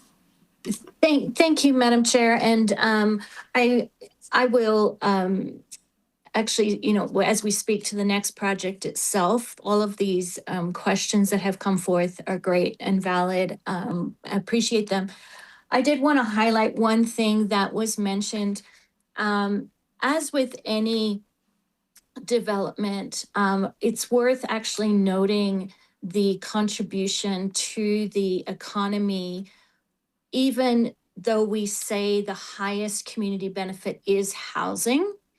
I just wanted to read these statistics that were on slide 4 of your packet to say that This project is actually going to contribute 74.3 million to the economy, with 37.3% of that, so over a third of that, being in salaries, like wages to those who are constructing, local contractors that are constructing this housing for us. And I just wanted to add that I do feel like I was remiss from not mentioning that the impact for supply is one factor in this instance. As with other housing projects, there is also a workforce component as well. Thank you, Madam Chair. Thank you, Madam Chair. Thank you. Thank you, Carolyn. Manager Tobias. So I move to vote in support of the ordinance for the View at Sunpoint non-project renewal bond. Do I have a second? Second. Thank you, Commissioner Vice Chair Baca. Madam Clerk, please call the roll. Commissioner Olivas? No. Commissioner Benson? Yes. Commissioner Barbara Baca? Yes. Vice Chair Frank Baca? Yes. Madam Chair Barboa? Yes. Thank you. Thank you. On to the next item, economic development, Soluna West. Again, Manager Tobias. Thank you so much. Madam Chair and members of the Commission, the Economic Development staff are requesting adoption of an ordinance to issue tax exemption for the planned Soluna West project, the construction of 185 multifamily workforce units. And I will have, Monica, will you just actually advance it to a couple of slides over? Yeah, thank you. And this is what I was just referring to with the previous project. This project is located at 86 and Sunset Gardens. Again, it is a project that is requesting 30 years abatement in order to have the covenant of affordability between 80 and 120%. For this particular project, it shows that the construction contributes 38.97 million to the economy, and 22.5% of that being in salaries, with the construction budget of $38.9 million. And that the annual fee coming to the county is the $11,555 over the 30 years. If you could just do one more advance for me, thank you. Here they have also highlighted and circled the AMI buckets for the studio 1-bedroom and 2-bedroom apartments for this specific location, and the breakdown of those units there, the 185 units being the studio 1-bedroom and 2-bedroom. And this example also has that AMI, what I would like to say, like the real life comparison, because appreciating the comments of the commission this evening, I do understand that when we start to talk about workforce and meeting the need for number of units in our community, all of these numbers and AMIs and things can start to feel very disconnected and not human. So with that, will stand for any questions regarding Soluna West, and if we would like to continue the conversation. Thank you, Manager. Comments on the commission? Yes, Commissioner Olivas. I'm not going to go down the same path, but just to say, and I've said this before, whenever we do one of these abatements, so this one's about 11 million net abatement, and because of the way our property tax system works, we either recoup that funding by shifting that to other entities in the base. So that is residential properties, that is businesses and commercial properties that are not under a tax abatement program, or you can achieve that through growth. I wish that we were talking about the latter, but we've all just last week, we are at 0% growth, maybe negative growth, maybe 0.5% positive or something like that if we're lucky. So, every year our existing property taxes go up 3%, unless you sell your home or buy a new home, then it goes up more probably.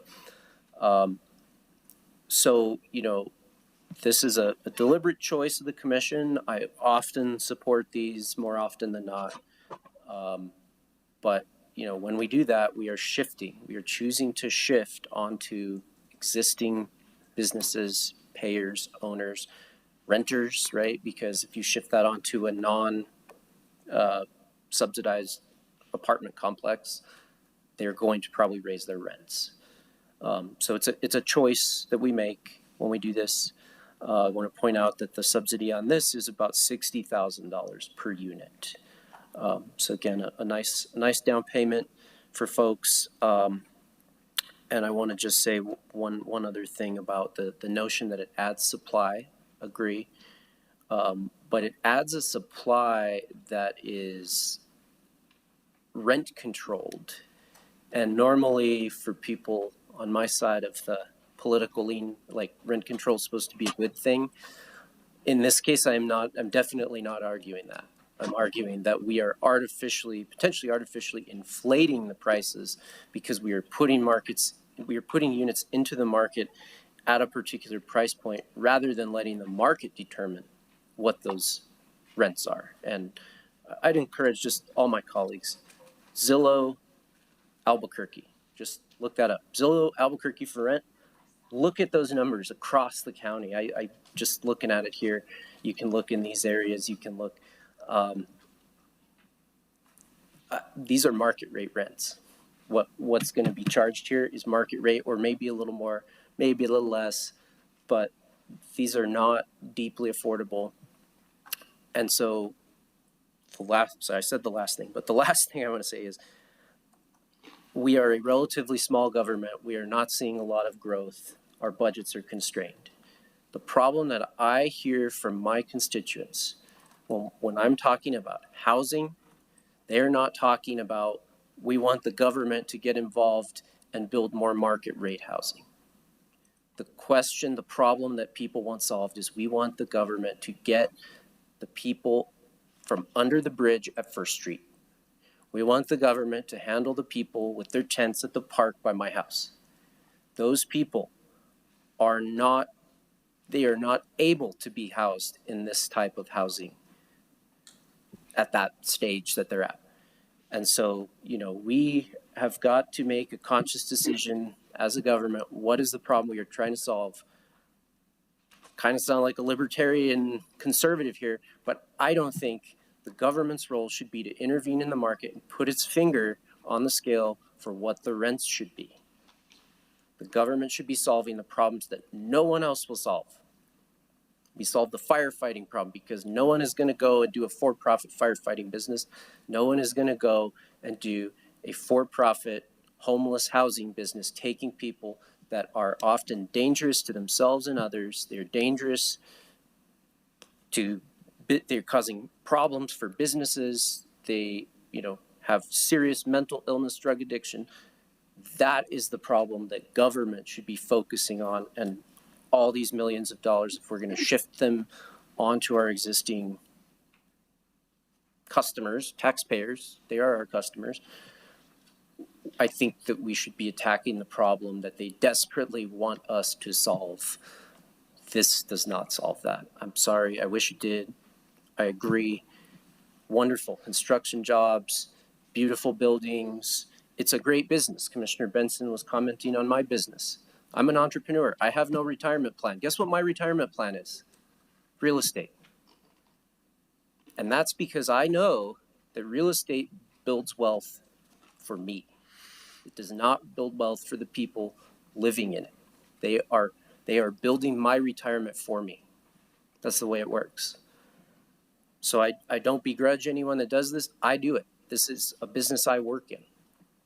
But I just think when you get the government involved in that, you're really screwing it up and skewing it, and that's my issue here.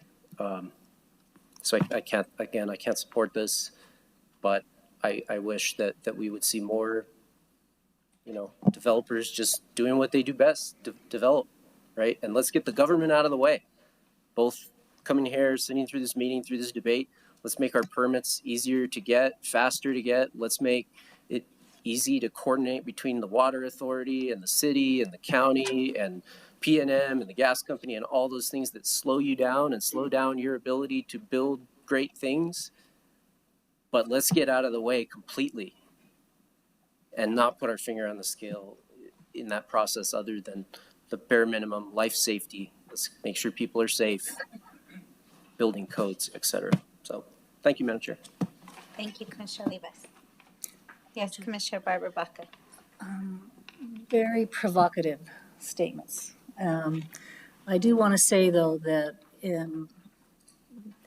when we're talking about this holistic look at housing, we've always said that it's dealing with homelessness in our communities, and you're right, that is one facet, of what we're dealing with behavioral health, mental health, also creating housing, also creating all levels of housing, whether it's transitional housing or affordable, or this mixed rate that we're talking about creating. And so the idea here is, yes, I think in our next work session on housing, we really do need to tackle what is the best role for Bernalillo County, what is the best role for government, and it's probably a bit of all of this, and that's the role that government has in it. So this is a good debate. I do think, though, what the county managers said and what has been said up here, we have more housing and the supply and demand that should drive more renters. More places to rent should drive the rents down. It should work that way. That's our intent. And so I think more housing and these construction jobs and all of the good quality, affordable housing and middle rate housing is an important piece to the big picture. And so I will be voting for this. So thank you. Thank you, Commissioner. Vice Chair, you have this is your item. Yeah, thank you, Chair. Just similar comments. Again, I really don't disagree with Commissioner Oliva says. You've heard me say this many times. I just discovered supportive housing 2 years ago, and now I think it's like the most important thing that we can do in our community as government to address this really quality of life issues that I think are having a direct impact on our declining population, because it is declining. It is declining. The stats are present. I have on my desk. It's declining in Albuquerque and the whole state of New Mexico. It is. And so if we really want to address that, you can address it before the reason of, let's grow, or you can address it for the reason that I might have, or I know Chair Barboa does, that get people off the streets. Let's improve their lives. Whatever reason you have to address the issue, let's address it through a supportive housing program, a transitional supportive housing program that will bring people off the street into an environment where they can survive with appropriate support. And there are programs, and one of which Chair Barboa introduced me to, and now I'm a huge fan of it. And we both have, contributed a substantial amount of money from our DDF towards that program, because it's a program that actually works, that gets people where they're at and gets them into a place when they're ready into a housing environment. So I totally agree with that aspect of that part. I just think that's where our focus should be. That's what government's role should be, is to do that sort of thing. And the way Commissioner Olivas described it is accurate. I think it's something that nobody else is going to do. Who else could do that? Who else can do that? Who else is going to manage these projects for the 10, 20 years? And it's not 10, 20 years. The theory is that they'll be in there for 12 months, 18 months, not forever. But to have it ongoing, I think nonprofits can do that too, of course. But I think it's where government really needs to step in and be supportive housing. In this project, I have the same thoughts I did. The other is 80% to 120% AMI. It is what it is. It adds supply to the market. And so I will support it for that reason. I did raise this issue, I think, at the last meeting, looking at the tax incentives that figured from the last two projects, which was very similar numbers that we're talking about here for a project. It's a substantial property tax abatement by itself is substantial amount of incentive, but It is what it is. I get it. I'm not opposed to it. I support it. But I do think that we should focus more on the issue that it really our community is calling to be addressed, and that is the supportive housing strategy. Thank you. Thank you. Can I have a motion? Sure. Motion to approve. Second. Madam Clerk, please call the roll. Commissioner Olivas? No. Commissioner Benson? Yes. Commissioner Barbara Baca? Yes. Vice Chair Frank Baca? Yes. Madam Chair Barbeau? Yes. Thanks. Thank you. And again, thank you for the conversation. Next one, also to you, Manager Tobias for Desiree Solar, and sponsor Commissioner Barbara Baca. Thank you, Madam Chair. You are going to get your fill of me tonight. So, but I'm very excited to bring forth this next item. Will the Economic Development staff request approval to issue taxable industrial revenue bonds in the bond amount not to exceed 1.2 billion in connection with the construction of Desiree Renewables project, Bernalillo Storage and Bernalillo Solar in phase 1 and phase 2. Thank you, Monica. Can you advance? Thank you. Just a reminder, as this is final adoption, we would just like to set the context again for this project.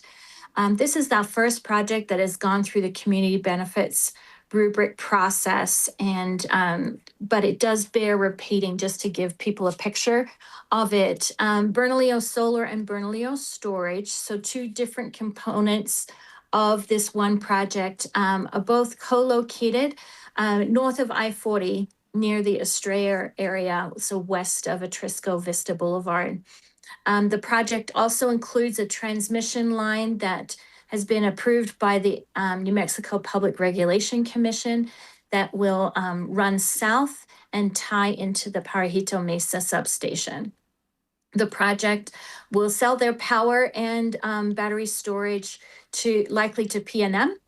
And this project is being brought forward, as I mentioned, by Desiree Renewables, who have actually a nationwide reputation for both constructing and operating high quality and utility scale renewable projects such as this. Thank you, Monica. So Desiree has submitted this project. As I mentioned again, it's important to remember that there are two phases of the project. And because each phase and each type of or subset of the project are operating on different terms. So the solar request for the solar tax abatement and IRB is for 30-year term. For the battery energy storage system, which is the BESS, what's represented here on BESS is a 22-year term. As a reminder too, this IRB is for personal property and gross receipts tax. The company is leasing the land and will continue to pay real property tax on this development. The permanent job creation is the 6 full-time specialty jobs that will operate the facility after it has been fully constructed, with the median salary there of $101,000. Next, please. Phase 1 has a solar and a storage component with an estimated $600 million investment. And then phase 2 anticipating a similar $600 million investment, $300 million for solar and $300 for storage. The bonds will be structured in 4 series, each of adjusted at the end of the phase 1. Because this particular project, and I apologize if this is confusing, but this particular project, because they're phased, they're both solar and storage and in 2 phases, you have to actually see them as two separate projects with two components, right? So there's four moving parts we're talking about here. One of the first pieces that is additional for this particular project under this new community benefit structure is a community benefit contribution. And this is based on gross receipts tax, where the project will make two payments of $495,000. And then the third payment is going to be the adjusted contributions. So we're looking at per phase between $990,000 and $1.4 million approximately for that community benefit contribution. Thanks, Monica. I just wanted to remind the commission and the public that community benefit contribution is separate and apart from the regular payment in lieu of taxes. So on one hand, we have the community benefit contribution, and now we're just going to pivot to talk about the payment in lieu of taxes specifically. For renewable projects, the payment in lieu of taxes to schools is mandated by state statute and is made directly to schools. So what I'm going to outline here in the overview is just the payment in lieu of taxes that is coming to the county specifically. And that turns out to be at 26.57% on what they would be paying for taxes. So then the reverse of that is true, that it's approximately 73% abatement for Bernalillo County. When you factor in the school pilot, the company is getting approximately a 70% abatement across the board. The pilot on the solar specifically comes to $512 annually. And that would be after year one's construction. So there's the total there for the pilot on the solar for phase one is just over 6.3 million. And then because the battery storage has a different term limit, you can see the total there for the storage pilot is approximately 6.6 million. And again, these are calculated separately because not just the difference in the term years, but solar and storage also have a different depreciation schedule and a different spend schedule as the project is being developed. So the example there again is just for phase one, and for phase two, the pilot will be adjusted accordingly with a 5-year expiration on the IRB if we don't have the moving forward of the phase two implementation, then the IRB will expire in that for the phase two portion. Thank you, Monica. I wanted to focus on, this is really the summary that speaks to the community benefits of the project. And so I wanted to focus on this piece, and then we do have representatives from Desiree Renewable in the room with you there, and we'll be standing for any questions. But just in summary, this particular project is a private investment of up to $1.2 billion with 1,622 direct and indirect construction jobs, which is approximately $93.7 million in construction salaries for the area. In addition to the quote unquote regular pilot or payment in lieu of taxes, a community benefit contribution would be up to $2.9 million within this first 3 to 5 year construction window. And then those community benefit contributions and pilot funds will now be directed into a community benefit fund, and recommendations on expenditure of that fund will come from the Economic Development Community Advisory Board based on the most recent update to our economic development policies. This particular project too, in the areas of transparency, just wanted to highlight the commitment and the work that was made on community meetings and their commitment to the natural environment, including the wildlife corridors and appropriate fencing. And 2, the accountability on such a large project with lots of zeros. It can't be stressed enough that the structure of working with this company in order to embed all of the accountability for the project, be that the commitments they made on the community benefits rubric, in addition to job creation, and to the zoning and construction permitting that comes with ongoing process of working with any development that comes to the county. And with that, I will stand for any questions and invite Owen Hurd to also come to the podium and be able to speak with you all. Thank you, Manager Tobias. Any questions?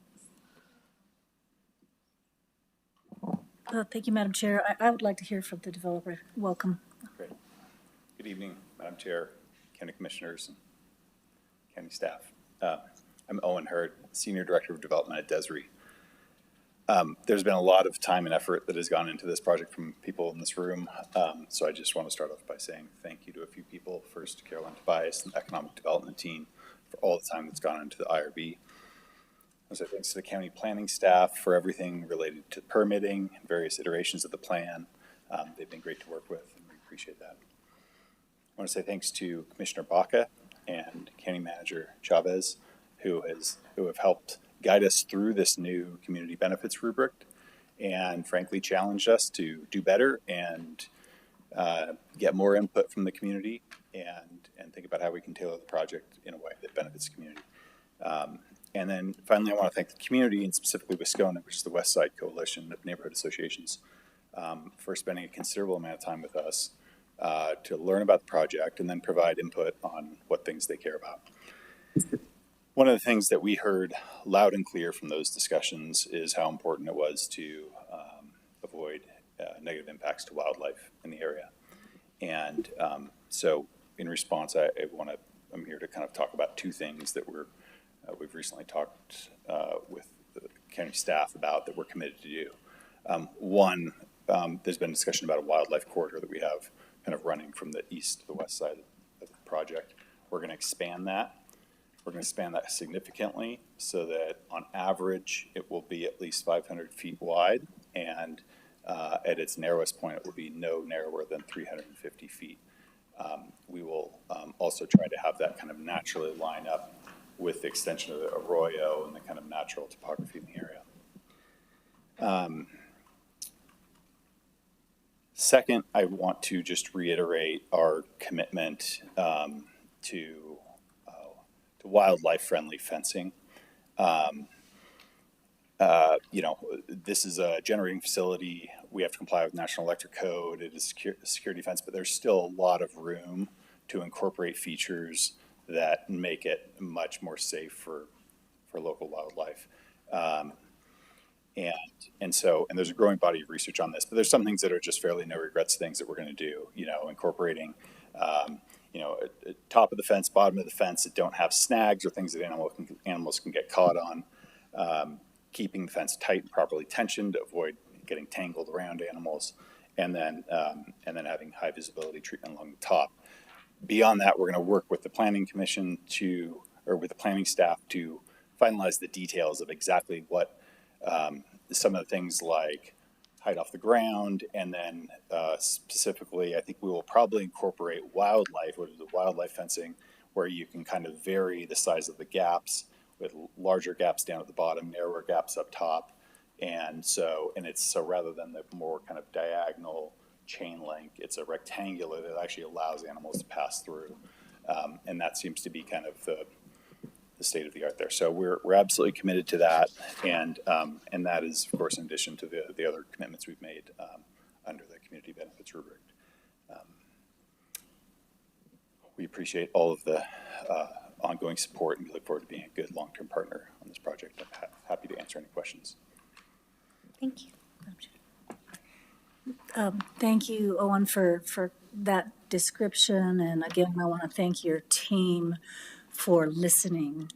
I really want to make a statement of the importance that this really should dispel the myth that has been talked about, that these community benefits, the rubric itself and the requirement of transparency and accountability and working with the community is going to drive businesses away. If you could put the slide up again, Monica or Carol, whoever's controlling that, I think it's really, there you go. This is a really significant statement to that end. We're talking about a private investment of $1.2 billion on the far northwest Mesa. I mean, and this is a renewable energy project, so that there is a real benefit to green jobs and along, all of those kinds of things that we are trying to do, as we heard from the Sierra Club. A green economy and the Energy Transition Act and all of that that's going on in New Mexico. The creation of direct and indirect jobs of 1,600, 93.7 million of construction salaries and that kind of thing are really not a small thing. It's not a small project. When I first saw it, as my neighbors did with the Wiscona, the West Side Coalition of Neighbors, this is over 3,000 acres. This project on the far west mesa next to the beloved Rio Puerco escarpment. There was concern. So I want to thank Owen for talking about some of those concerns that they are directly, going to include into the site planning as they go through the planning process.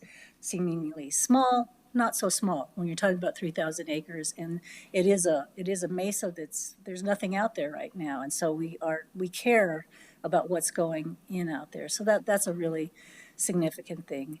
Again, the transparency and the community meetings. What's not mentioned here, and it was mentioned by one of our public speakers, Joan Baker, there is discussion about a PLA, project labor agreement, hiring locally. Really, really significant and important that the developer has come to the table. And because of this open conversation, we think that we're coming to something that's an even better project, including, local sourccing of materials, and hopefully you're talking with Array Technology with the solar trackers out there on the west side. Those kinds of things came from the willingness of the developer, because we asked them, and as you said, challenged them to use this new community benefits policy and economic development. So I'm really thankful to Carolyn and Cindy and staff that really rolled up their sleeves. Marcos before he went on to housing, but he's engaged in this, and we are engaged as a community, and so that's really an important thing to mention here. So thank you. With that, I have a couple of questions. I mean, these are green jobs, green economy, as I said, renewable energy. Specifically, we say you're likely to sell this energy to PNM, and that's a good thing locally. Is that the fact, Owen? That's right. That's right. Yeah. And one of the things that we're talking about with this addition of energy and power to the grid, is there any guarantee where is that energy going to be used? Is it going to help with keeping the rates to our ratepayers low, because we're talking about increasing the energy here locally? Do you have an answer for that, or is? Yes. I think it should help keep rates low. It'll go to PNM. It'll go to PNM. I mean, we're developing this for the local grid, and so. Great, for the local grid. One more question relating to that. There has been much discussion about data centers in our state, and I guess what I would like to ask the county manager, I would like us to encourage PNM to make a conviction about that. Like, how is this going to affect the rates of our existing ratepayers, and where is this energy going to be used, and, you know, kind of be transparent with us about the use of this energy. And that's not really a question for you, I know, but I think that I'd like to ask the county manager to respond to that. Maybe she can. I'm happy to, on behalf of the commission, make sure that we send a formal letter to PNM and ask them for a response. Thank you. I think that's really top of mind for a lot of folks in the state right now. I guess the last thing I would like to say is that I'd like to move for approval and request a second, and then open it up for my colleagues to ask questions as well. So, Second. Thank you. I have a motion and a second. Thank you. Any questions or comments? Yes, Vice Chair Baca. Thank you, Madam Chair. I just want to understand the community benefit contribution. It says up to $2.9 million within 3 to 5 years, and somebody can explain the calculation, how it's up to that and how that's arrived at and over that period of time. How is that vague at this point? Yes, Madam Chair and Vice Chair Baca, I'm happy to do my best to explain it. So I think you have to kind of see it as there's 4 pieces of the pie. If the Desiree project were a pie, there's 4 pieces. 2 of the pieces are solar, and they have their own expenditure rate and depreciation on a solar project. 2 of the pieces of the pie are storage, battery storage. They too have separate depreciation and expenditure for that type of product. Each phase is 1/4 of both sides of that pie. So each phase is a solar component and a battery storage component. So the project has committed to make 3 payments on each phase that is tied to their spend, right? Their investment. They can only commit to what that phase 1 might look like, because for $600 million, right now we're in a place of saying they're going to create $300 million for solar, phase 1, and $300 million for battery, phase 1. By the time they get to make their 3rd payment, they will have a truer number as to what that spend looks like, because negotiations are still happening with PNM. PNM might say, and this isn't how the industry works, they're going to talk megawatts, but I'll use the dollar amount just to hopefully explain. PNM might say, okay, your intent was to build 300 million with solar and 300 million with battery, but we would really like you to spend 400 million on battery and 200 million on solar for this first phase. And then, they could negotiate how those pieces or dollar amounts shift from phase 1 to phase 2.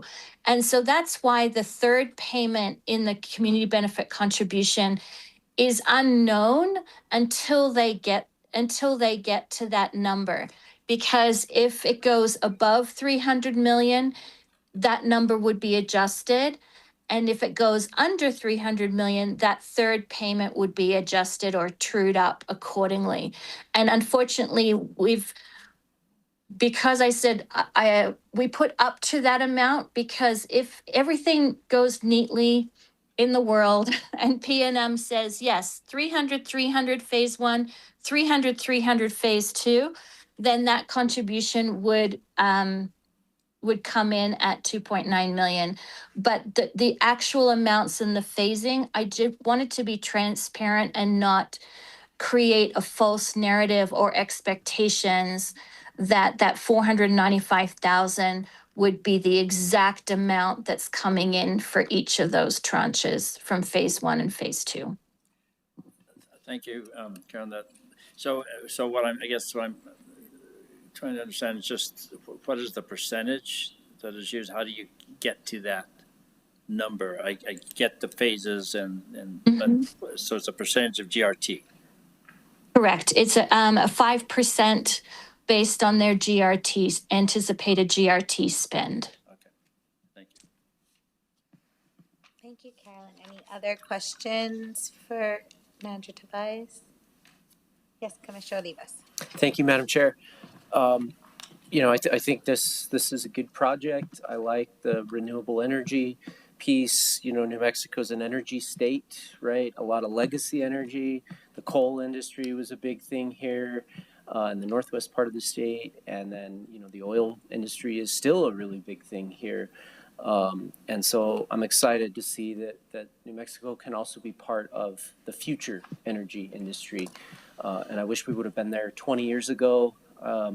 Desperately worried about what we're seeing in our climate today and the changes we're seeing here on the front lines. I mean, New Mexico is the front lines both of producing energy and also adapting and fighting climate change.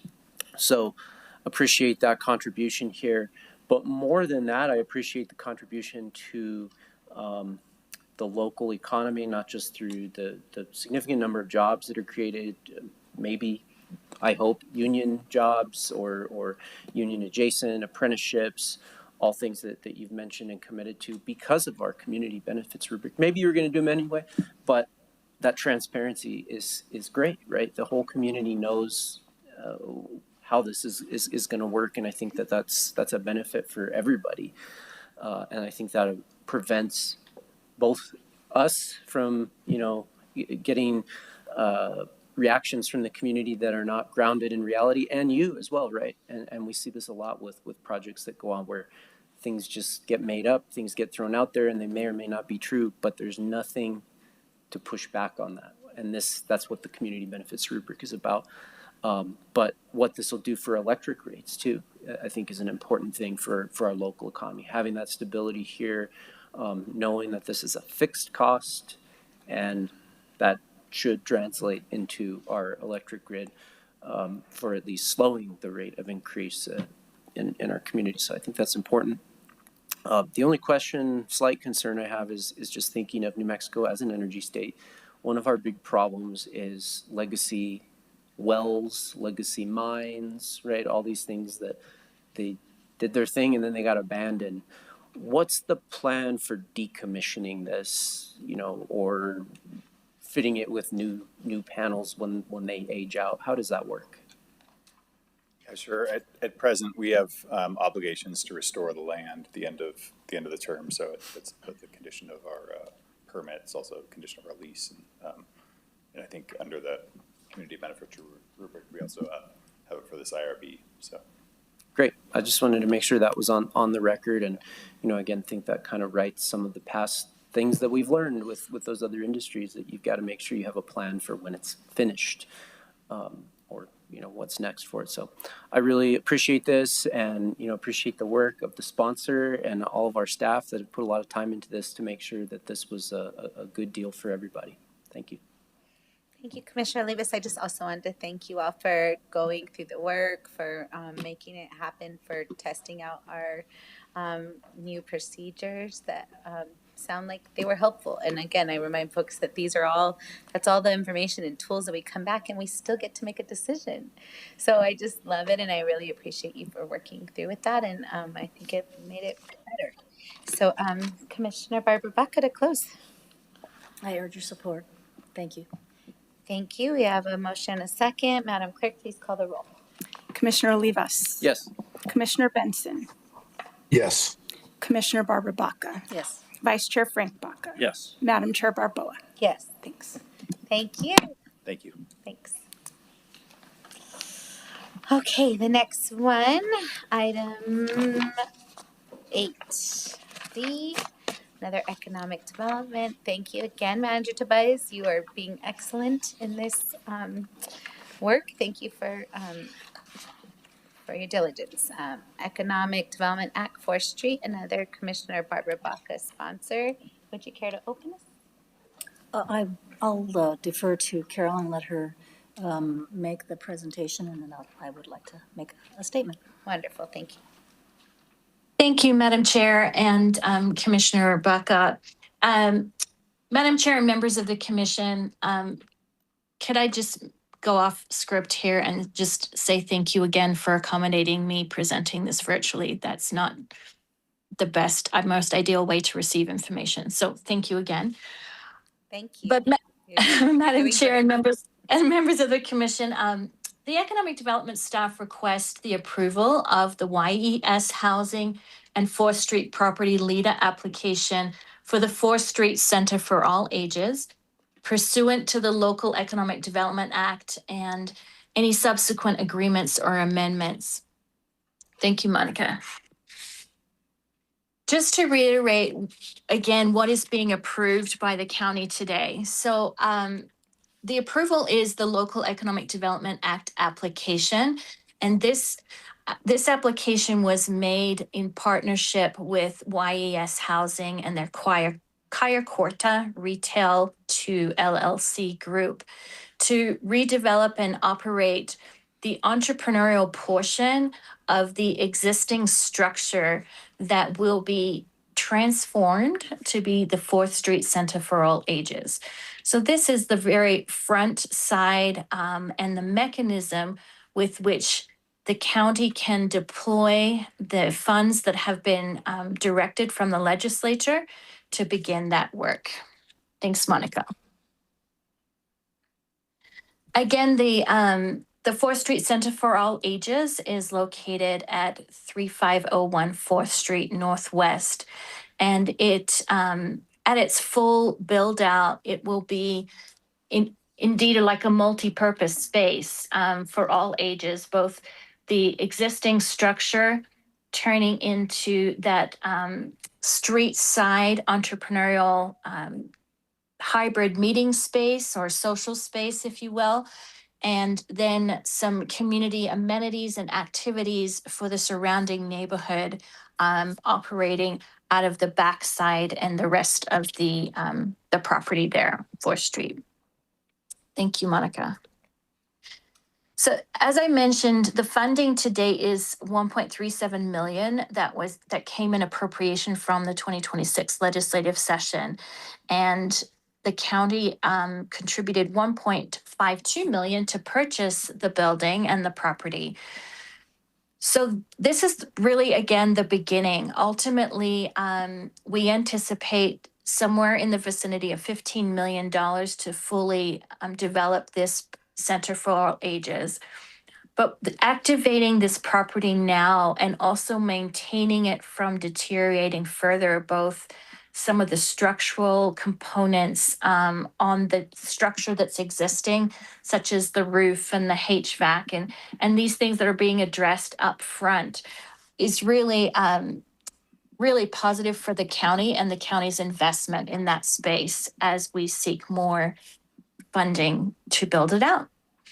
So the last slide is really just a reminder of this acronym LEDA, or what is the Local Economic Development Act. And the purpose of it enables local governments to really promote job creation by providing the land, buildings, or infrastructure to support new or expanding business. So this 4th Street Center for All Ages is a great fit, and our partnership with YES Housing to activate the entrepreneurial space and to also then attract a lease out a tenant, be that for a cafe or some small business, local business, to operate out of that front side and truly benefit and find roots there in the community on 4th Street. So with that, I stand for any questions that you might have. And also, it does bear just repeating the focus of this LEDA application comes with a project participation agreement that holds YES Housing accountable to the LEDA component of this development. However, we are also working with our colleagues in Parks and Rec on an operations and maintenance agreement, and other departments in the county are working hand in hand as this project takes off to finalize the relationship moving forward with YAS Housing. And the Economic Development Department will play a role in monitoring those activities. Thank you, Madam Chair. I'll stand for any questions. Thank you, Manager Tobias and Commissioner Barbara Baca.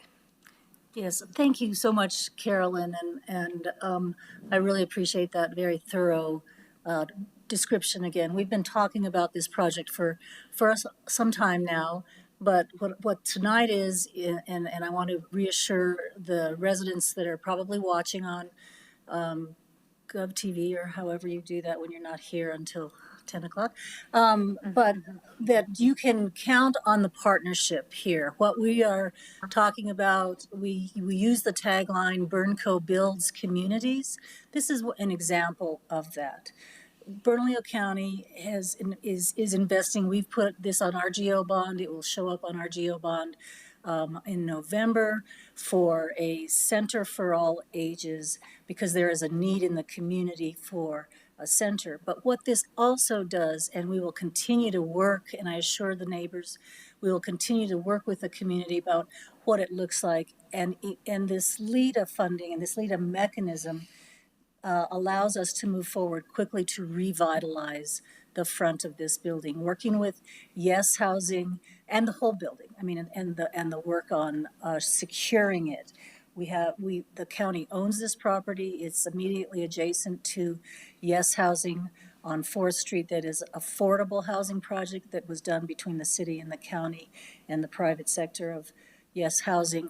This will serve those residents that will be living, that are living. It's at 100% capacity, no vacancies in that property. I mean, it really is filling the need that we were talking about earlier about affordable housing. So this is an amenity not only to those folks, but to the surrounding community. It's adjacent to Garfield Middle School to the west.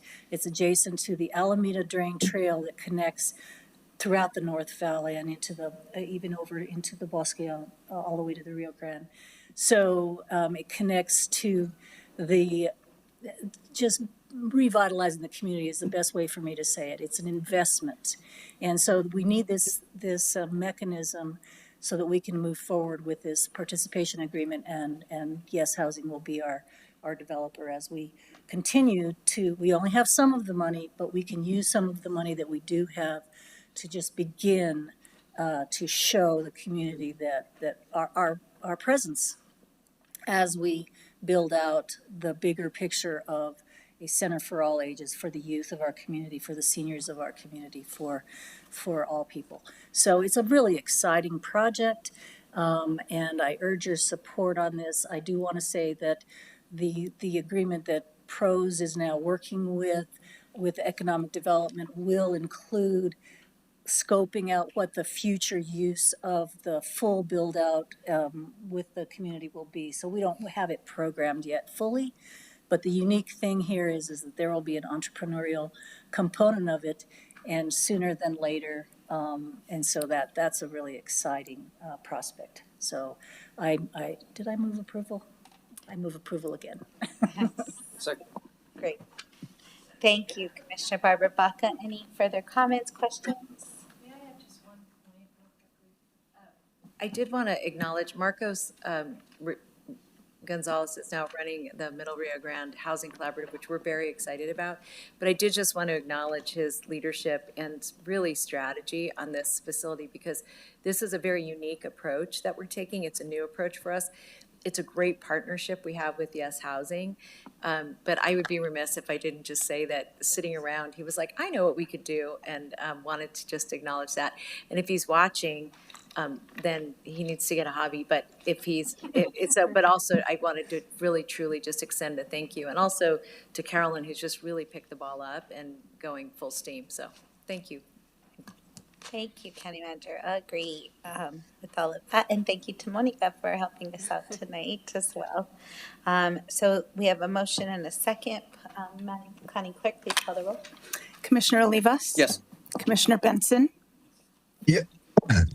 Yes, excuse me. Commissioner Barbara Baca? Yes. Vice Chair Frank Baca? Yes. Madam Chair Barboa? Yes. Thank you. Thank you. Next one, superhero Tobias. You go in with full strength again. We have item 9A, Silver Gardens, with Manager Tobias to present again. And Vice Chair Baca. Thank you, Madam Chair and members of the Commission. The Economic Development Staff request declaring the intent to issue project revenue bonds or multifamily housing revenue bonds in a principal amount not to exceed $7,900,000 in connection with the planned acquisition and rehabilitation of the Silver Gardens 1 and 2 apartment units just down the street. So if you could, thank you, Monica. Actually, let's just to draw some comparisons. First and foremost, this housing project is coming for introduction to the commission this evening for consideration of this application.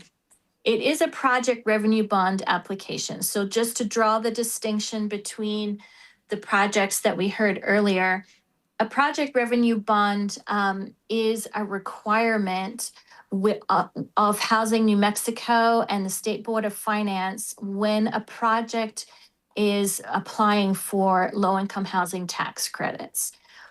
So this particular project has come to Bernalillo County seeking for us to be the issuer, or what they call the issuer, in order to move forward in their application for funding. This project is also what we would call more deeply affordable because of those affordability tax credit provisions.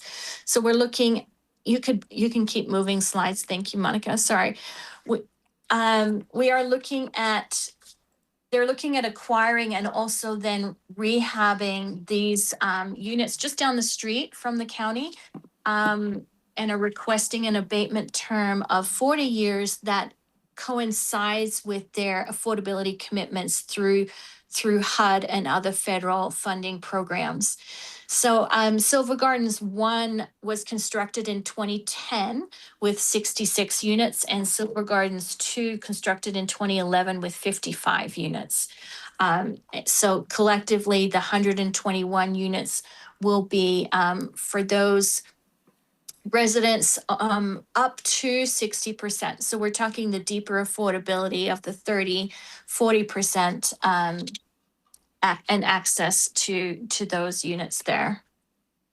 The construction is anticipated to be that 7.9 million in private investment, and 60% of that being in salaries, which I think is kind of a theme for today to just to reiterate the impact that any construction project, but also housing, plays in our local economy. The annual fee for this project is $11,850 a year, and they're anticipating construction Q2 of 2027 for that to begin. Thanks, Monica. This chart, again, we're trying to provide some consistency, as confusing as area median income is, and HUD in general. Let me just say that this is a breakdown that we try to create as specific for each project so that you're actually seeing numbers that relate to the project you're considering. So you can see here the breakdown by AMI, the number of units, studio 1 and 2 bedroom apartments, and then the corresponding rent rate that this project is offering. And with that, I will stand for any questions. Thank you, Manager. Would anyone, Vice Chair Baca? Yes, I move to approve. Just have a quick comment. Second, go ahead. And I just appreciate this type of project being in the 30 to 60% AMI. It's a rehab project. And, you know, when I just think that's appropriate to invest money, you know, when that level of income, and to have the space rehabbed, I think is important to make it a quality living environment, not just an inexpensive living environment, and it's downtown. No, I think I think that is, makes it kind of a special project at that income level, and it's a great investment to improve the property. So I support. Thank you. Yes, Commissioner Olivas. Thank you, Madam Chair. I have a question for, I don't know if it's for the developer or for the staff, but so in here, it says that this is already a LEED, or it was a LEED Gold certified property, something like that, highly efficient, all those things. And it was only built in 2010, so that's 16 years. And it's asking for a 40-year term. So can you just speak a little bit more to that? Like if it's already efficient, or it was not that long ago, and now we're going to a 40-year term, I'm like, if it only lasted 16 years, now it's going to last 40 years? Commissioner Olivas, members of the commission, Tom Mantrek, Thomas Development. This is the fourth time we've been before this commission over the years. Marbella Apartments is a 96-unit family rehab we developed out on the West Bench. La Serena, 100-unit senior, also on the West Bench, and San Roque, 137-unit senior, all of which were financed in part both with bonds issued by Bernalillo County and received the property tax abatement we're seeking here tonight. I'm pleased to report that all three of those properties are full with a wait list, and we have people, when we are on the property, say, will you please build more so our friends can move in? So certainly in the 30 to 60%, which is that's the space we operate in, and that's what this property is operating in right now. It's interesting if you look at, say you bought a car 40 years ago and the gas mileage was 15 miles to the gallon. That was a really good deal 40 years ago. Now it sucks. So, and we've developed probably 8 or 9 LEED Platinum apartment communities over the years, all new constructions. It's very difficult to do on rehab, but the architect, the general contractor, civil engineer, Mr. Bohannon, who've looked at the plans and scrubbed this property, and I want to talk a little bit about the structural integrity. It was built really, designed really well and built really well 15, 16, 17 years ago. Unfortunately, the wind turbines don't work anymore. And unfortunately, the solar panels don't work anymore. So there's things that have maybe not, the attention hasn't been paid quite the way it should have been. We're going to do the very best job we can do, picking those energy efficient items back up and bringing in that which we can bring in under our rehabilitation budget, which I'll point out, we've looked at the property very carefully from a structural engineering standpoint and all of the things that we do in pre-buy due diligence. It was really well built. So the money we're able to spend will improve perimeter lighting, which is needed, will improve perimeter security, which is needed. And to your point, Commissioner, we'll do the very best job we can on making the energy efficiency state of the art in 2026. I may be here in 15 years talking to you again, because state of the art in whatever year that is a heck of a lot different than it is right now. Okay, I think I understand why. So you weren't the owner of the building at the time it was built. You acquired it or are acquiring it, and now you're doing this work. Yeah, Commissioner, that's correct. Supportive Housing Coalition of New Mexico is our nonprofit partner in La Serena, on the West Mesa, on San Roque on the West Mesa. They have been the nonprofit partner with the Jonathan Rose Companies, which is based in New York City. You may have also had Casita de Colores in front of you, I don't know, but the Jonathan Rose Companies has made a business decision to exit the state of New Mexico, and this is one of the properties they own. Supportive Housing Coalition, because of the relationship we developed with them, constructing San Roque and constructing La Serena, frankly and publicly didn't have either the development expertise or the financial bandwidth to do this on their own. So no, we're the new guy, the new people on the block coming in, keeping Supportive Housing Coalition in for that long-term nonprofit local continuity. Got it. I think I have a good understanding of where this is, and that the fact that it kind of only lasted 15 years and then we needed to re-up was a little bit of a rub, but I think I understand what you're saying about, why we're in that position. The 40-year term, that's longer than what we're used to a 30-year term. Can you speak to that? Or maybe that's a question for Carolyn, but. That's a really good question. I don't know why 40 years is in there. 30 would be more typical. That will be the extension of the rent and income restriction agreement with what is now Housing New Mexico. So if Carolyn can speak to 40 versus 30, I can't answer that one. I'm sorry.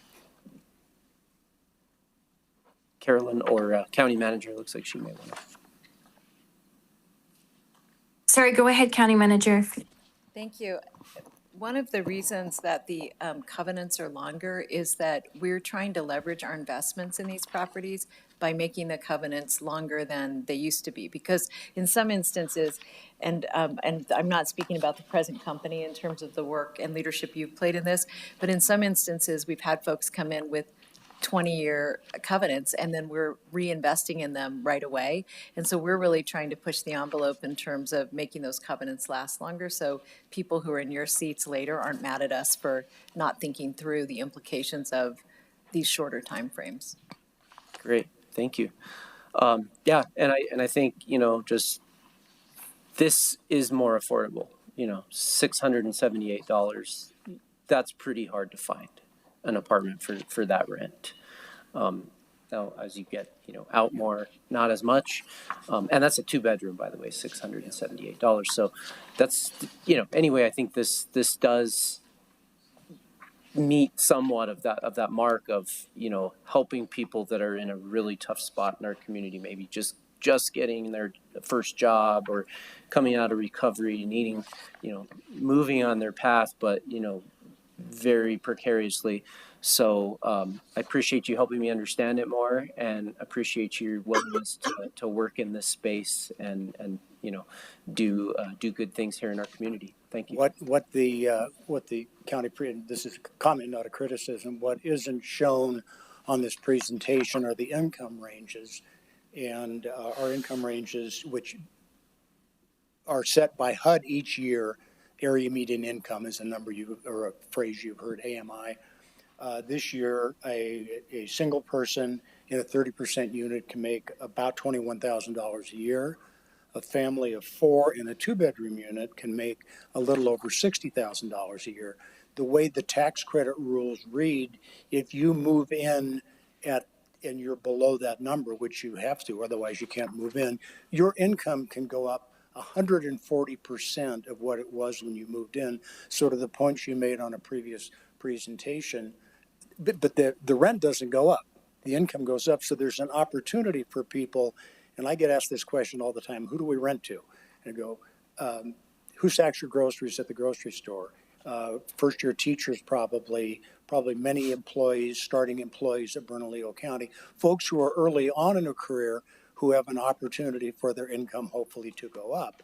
And the way the LIHTC rules read is that income can go up another 40% and you don't have to move out because you're OI, over income. So there's a real opportunity for that renter as they move up in their career to start to save money to buy a home. Thank you for explaining that. Appreciate it. Any other comments or questions? No, I think I made a motion. I'm not sure if we had a Yes, second. I second. Or was there a second? Thank you for the comments. We have a motion and a second. Madam Clerk, please call the roll. Madam Chair, if we can have the resolution numbers issued first, please. Thank you. Thank you. Told me and I still forgot. Yes, Madam Clerk, can you first please issue resolution numbers for items 9A through D? Yes, Madam Chair. Item 9A is AR 2026-87. 9B is AR 2026-88. 9C is FR 2026-89. And 9D is FR 2026-90. And Madam Chair, if I may call the roll. Por favor. Wonderful. Commissioner Olivas. Yes. Commissioner Benson. Yes. Commissioner Barbara Baca. Yes. Vice Chair Frank Baca. Yes. And Madam Chair Barboa. Yes. Thank you. Thank you, Madam Clerk. Thank you very much. Pass, thank you. Okay, now we have resolution numbers that we needed, and we are on again with Mrs. Manager Tobias to talk about West Village. Commissioner Walt Benson, do you care to open us?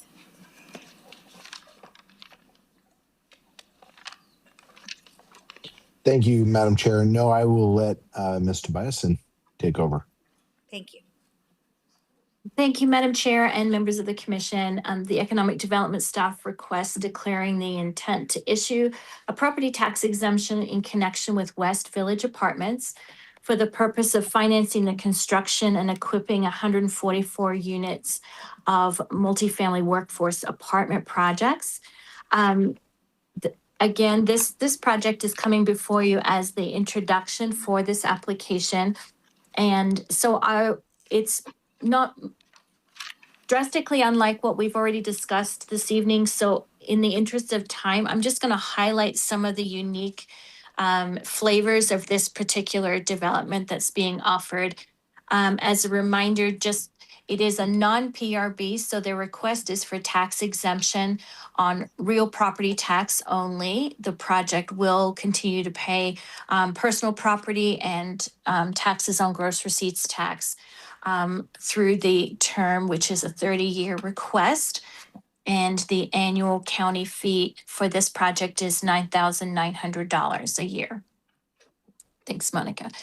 The West Village is a new construction infill project, and it's located on the west side near Golf Course and West Side Boulevard. I'm excited to say that we do have in our pipeline several West Side housing projects in Commissioner Benson's district. So, which has not been typical in the past. So, yay, Commissioner Benson, we get to bring this to your district. But this particular project is near some large employment centers, including Presbyterian Rest Medical Center, a new Market Street grocery store, Intel. That's sort of the area that we're looking at. And these workforce units are between the 60 and 120% AMI level. What is very cute and displayed on this picture that you can see is that this particular development are 1 and 2 story horizontal units, in keeping with the developer's unique village community motif. Remby Design is bringing forth this development to really encourage community with this type of construction and layout. Thanks, Monica. So the construction on this project will contribute in $26.4 million to the economy, and 60% of that is in salaries. The projects will maintain the affordability commitment, just as we've discussed earlier, and also create 5 to 6 full-time positions within the housing management workforce domain. And then this project is actually primed to begin construction in January of 2027. Thanks, Monica. If you want to just jump one more ahead, this I think is putting a face to the people that this particular project is being constructed for, and the project developers have provided these two scenarios for your consideration. One is a new nurse working at the Rest Medical Center would be able to afford and find a place to call home that's close to where she works. And also a couple, which we have just completely made up their names, by the way, but will also be able to afford a 2-bedroom apartment based on their income and the AMI thresholds in this new community. And with that, I will stand for any questions. Thank you, Manager. Any questions? Commissioner Benson, you care to make any statements or a motion? Yes, Madam Chair, I make a motion to approve. Thank you. Second. Thank you. We have a motion and a second. Any further question or comment? Okay. I'd just like to make one comment. Yes, Vice Chair. I just think their range is great for 60 to 120%. I think that's just a nice range to get affordability for those based on income and those above. I think it's a great range. Also, I'd just like to note, and just one of the things to notice in the Remby properties description of what they offer, and I haven't seen this in others, maybe I just missed it, but the benefits that they offer to the employees I thought was very impressive. In terms of insurance, bonuses, discount to rent at a Remby-owned property, education support. I don't know if that's a typical thing, but I just think that was added to the mix, and I think that's nice to see that approach. And I think a very responsible owner developer, and so I just wanted to call him out for that. Thank you, Vice Chair. We have a motion, a second. Commissioner Olivas. Thank you, Madam Chair. I just wanted to say briefly, I feel like the rents that are targeted here are a little better targeted to the area than those other two projects that we saw. I mean, again, this is very cursory research, not as familiar with this area as others, but there are less units available. The units are generally more expensive in this part of town. I think, these case studies here and that range, what was the actual rents on the units? I think it was like 1,100 to 17, something like that. I think, yeah, roughly 11 to 16. And then, yeah, for the 1-bedroom range. So anyway, I think that's something that I'm thinking about here as we compare this to some of those other projects, is that this actually does lower them. It's a little lower than the market rate rents on average. Thank you, Commissioner Olivas. And yes, I really appreciate the conversation tonight. And I guess I agree with you wholeheartedly. The only thing I would just, as we continue to have these conversations, is that we hope that there can be mixed income places. So talking about an area and what deserves to be there or not, I hope we can have affordable housing in all areas, including Tanawan. Just kidding. But this is, I really appreciate learning tonight. So we have a motion, a second, and Madam Clerk, please call the roll. Commissioner Olivas? Yes. Commissioner Benson? Yes. Commissioner Barbara Baca? Yes. Vice Chair Frank Baca? Yes. Madam Chair Barboa? Yes. Thank you. Thank you. You're going on a roll. Okay, I think that's last for you. I just want to appreciate you, Carolyn, and hope all is well. Okay. Thank you so much, Madam Chair. And could I please just do a special shout out to the economic development team and all of the support that is in the room there. You were in good hands, but I didn't want to miss the opportunity to present. So thank you. Thank you so much. And yes, thank you to the team, including Monica, joining us this evening. Okay, great to see you. Director Carrie Ellis, please. The next item was the Workforce Solutions Build Rehab. Exciting. Yes, thank you. Good evening, Madam Chair, Commissioners. My name is Carrie Ellis, and I'm the Deputy Director for the Housing Department. I'm here to request approval to accept and budget a grant from the New Mexico Department of Workforce Solutions in the amount of $1.5 million. These funds will directly support the Bernco Builds Home Rehab Program, a critical initiative focused on improving health and safety conditions for low-income homeowners throughout Bernalillo County. This grant was established through House Bill 2 to fund affordable housing and the expansion of housing services in New Mexico through new construction and/or renovation projects. Bernalillo County continues to see significant need among residents living in aging or deteriorating homes. Many low-income homeowners face conditions that pose risks to their health, safety, and long-term stability.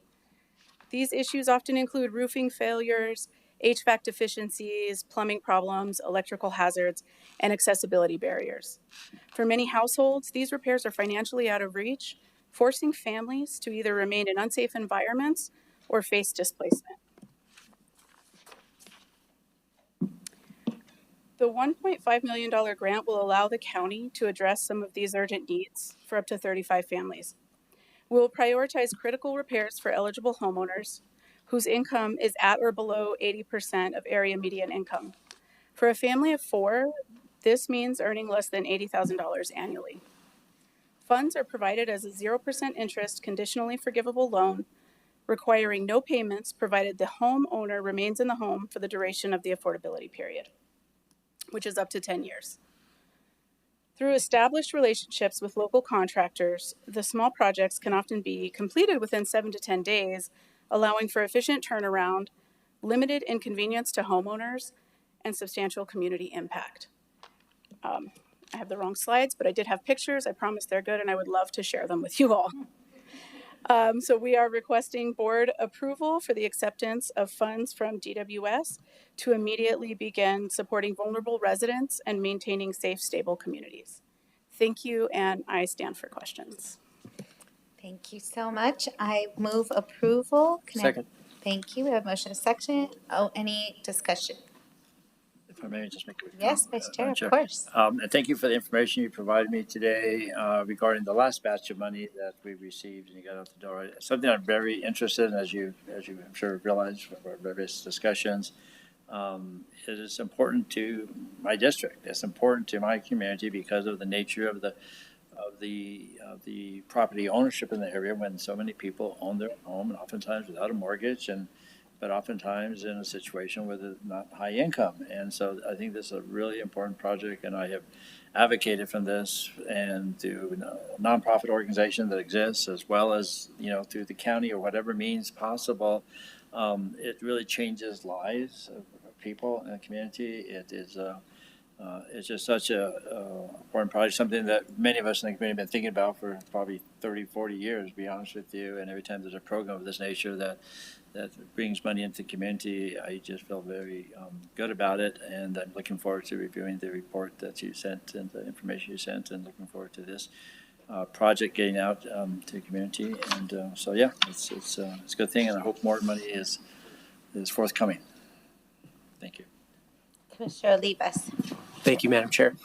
It sounds like you've already prepared that for the Vice Chair, what I'm going to ask for, but I'd like some information just on what was accomplished with the last tranche of funding, how many projects, kind of what were some of the scopes of those, sort of what was accomplished. It would be really just insightful to know.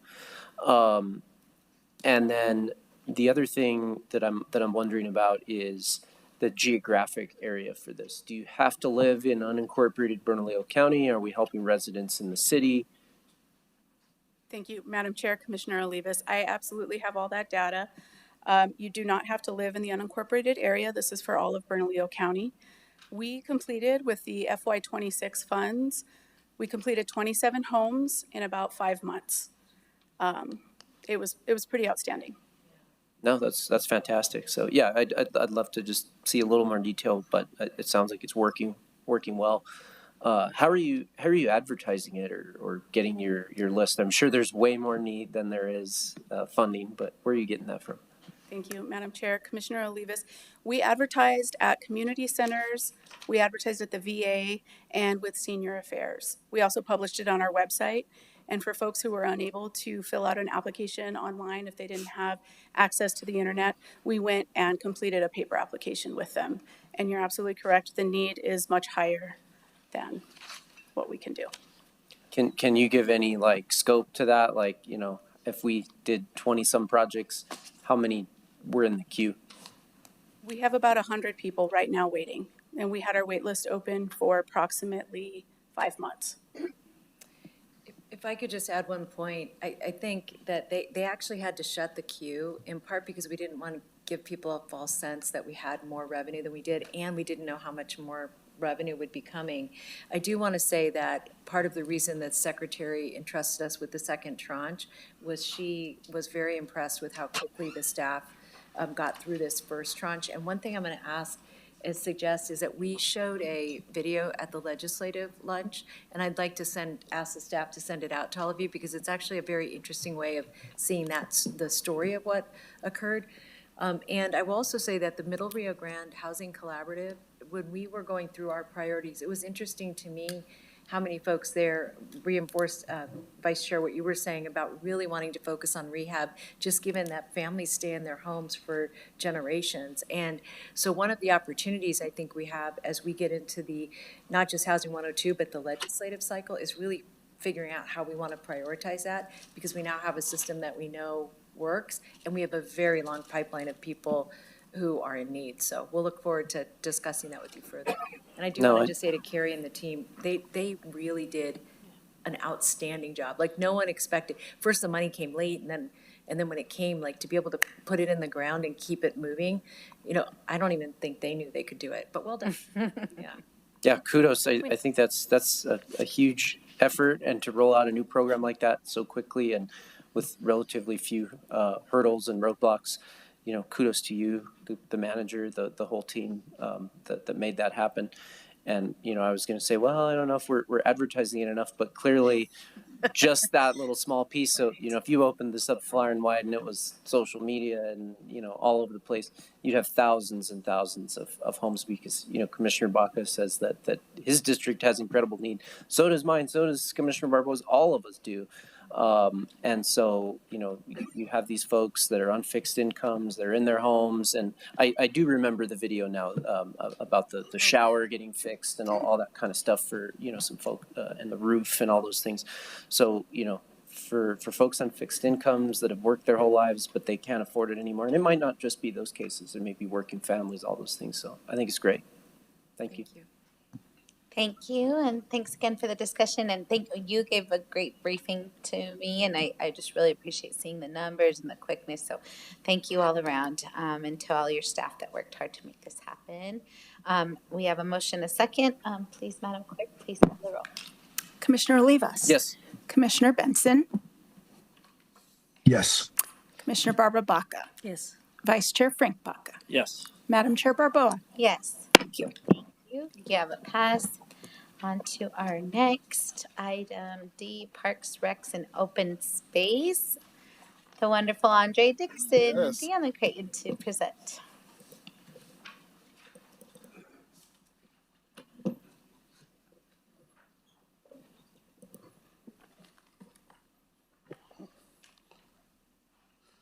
Good afternoon, Madam Chair, County Commissioners, Madam County Manager.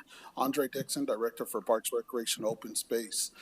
To my right here, I'd like to introduce Deputy Director Deanna Creighton with the Community School Innovation and Strategic Partnership. Deanna and I will both be presenting today on House Bill 2 for the Out of School Time Grant for $1 million that was awarded to Bernalillo County to support expanded language, arts, and family engagement. So let me turn that over to Deanna. Thank you. Thank you. Thank you, Madam Chair and Commissioners. I'm really delighted to share with you that we, for the first time, submitted an application to the Public Education Department for some funding that had been appropriated in House Bill 2 for out-of-school time. We were awarded $1 million, and our plan for this fund is to really focus on expanding opportunities in our community centers for children and their families, with a specific focus on arts education with some STEAM and STEM thrown in there, as well as regular academic support, recreation, and family engagement opportunities. And let's see, down. Okay, so you can see that the focus of the funds will be in three main areas. So as I mentioned, we will expand the existing programming with that specific focus on arts. We're excited that we have a partnership pending through this grant with the National Institute of Flamenco and with Albuquerque Arts Hub to offer that. Albuquerque Arts Hub will also be providing arts education and youth development training for our pros staff, so that as they are implementing these programs side by side with an arts educator, they are learning so that they can continue to provide the programming once the partnership maybe expands into other areas. We also will be adding staffing, 3 staff members to each community center to help enhance the existing programming, keeping in mind that the community centers meet a tremendous need in the areas of our county for these children, especially during the summer, during weekends, during school breaks and holidays, and before and after school. We included funding for each community center to have transportation to provide the access for students to attend. And we added, because the RFP included an opportunity for partial funding for community school coordinators. We did actually request that with the expectation that the 7 partial salary amounts for the community school coordinators will be the bridge between the school and the families, the students, and the community centers. So they will be tasked with really supporting our community centers in outreach, making sure that we're reaching those families and children who really need access and opportunity, and who just honestly want to have a lot of fun at our community centers because they do amazing things. So Albuquerque Public Schools is also one of our key partners for this initiative. And so we are asking you today to please approve this financial resolution to accept and budget the $1 million grant, to authorize the county manager or her designee to execute the grant agreement, and then we, of course, as the staff, will pick it up from there, execute the agreements, the IGAs, recruit the staff, complete. There is required data reporting from the Public Education Department. We're also really excited that this is a cross-department opportunity between the Community Schools Innovation and Strategic Partnerships and PROS. We're very excited to work together to see how this benefits our community. And with that, we stand for questions. Thank you. I move approval. Second. Thank you. Motion second, open for discussion. Yes, Commissioner Barbara Bach. I just think this is excellent. Thank you so much for your presentation. And when I was Parks and Recreation Director, if I got $1 million to do this, boy, would we be happy. This is great. My question is, how are you going to measure it? I know that's a really hard thing to do. How do we know that it's, just not a gotcha kind of moment. I'm just like, we need to be able to brag about this because I know it works. How do we get more funding based on this effort that you're doing now? So, Madam Chair, Commissioner Baca, that's an excellent question. This is an anticipated 1 year of a potential 3-year grant, and the Public Education Department does require outcome measures and performance measures as part of their easy reporting. So we will be measuring and reporting on participation numbers, on increased family engagement. The community school coordinators, again, will be able to help support those families with additional referrals, recommendations, connections, and they also have to measure and report that to us. So I believe that sorry, it's been a couple months since I wrote the grant, but I think we included performance measures in the application, and I would be very happy to send those over.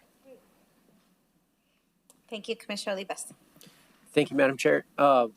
Kudos for this too. Some great work on both of these last 2 items from the staff, the manager, the whole management team to go out, find money to implement these priorities of the county commission, of the county at large. What is this for? Madam Chair, Commissioner Olivas, that is correct. It's for all 7 community centers within Bernalillo County. Great. I think that's even better.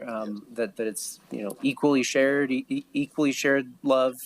And really looking forward to seeing those metrics. And I'm glad that, frankly, that, you're leading with the fun, right? That this is going to be a good time for kids. It doesn't have to it's not just an extension of the school day, right? It's okay to play. It's okay to have some fun. We're going to mix in some arts and some science, but that's what the community center's for. That's what the park is for, to have fun, right? To play some games, to be active. Love it. Vice Chair Baca. Thank you, Madam Chair. So yeah, this is awesome, and I'm on the community schools. The board, yes. The board, yeah, and I Don't say it 3 times. I enjoy those meetings because there's a lot of discussion about projects, and I appreciate the role of community school. I've met a lot of them. We work with a lot of them in our community. We support a lot of them directly from our DDF funding. They do great work, and so two things. Number one, in terms of the funding that's going to community school coordinators, is that going to bring in additional staff, or is that just our share of the staff of the funding that we've already previously committed? Madam Chair, Commissioner Baca, the funding that goes to APS is $280,000, and it is partial salary for the seven community school coordinators at the schools that are closest to the community centers.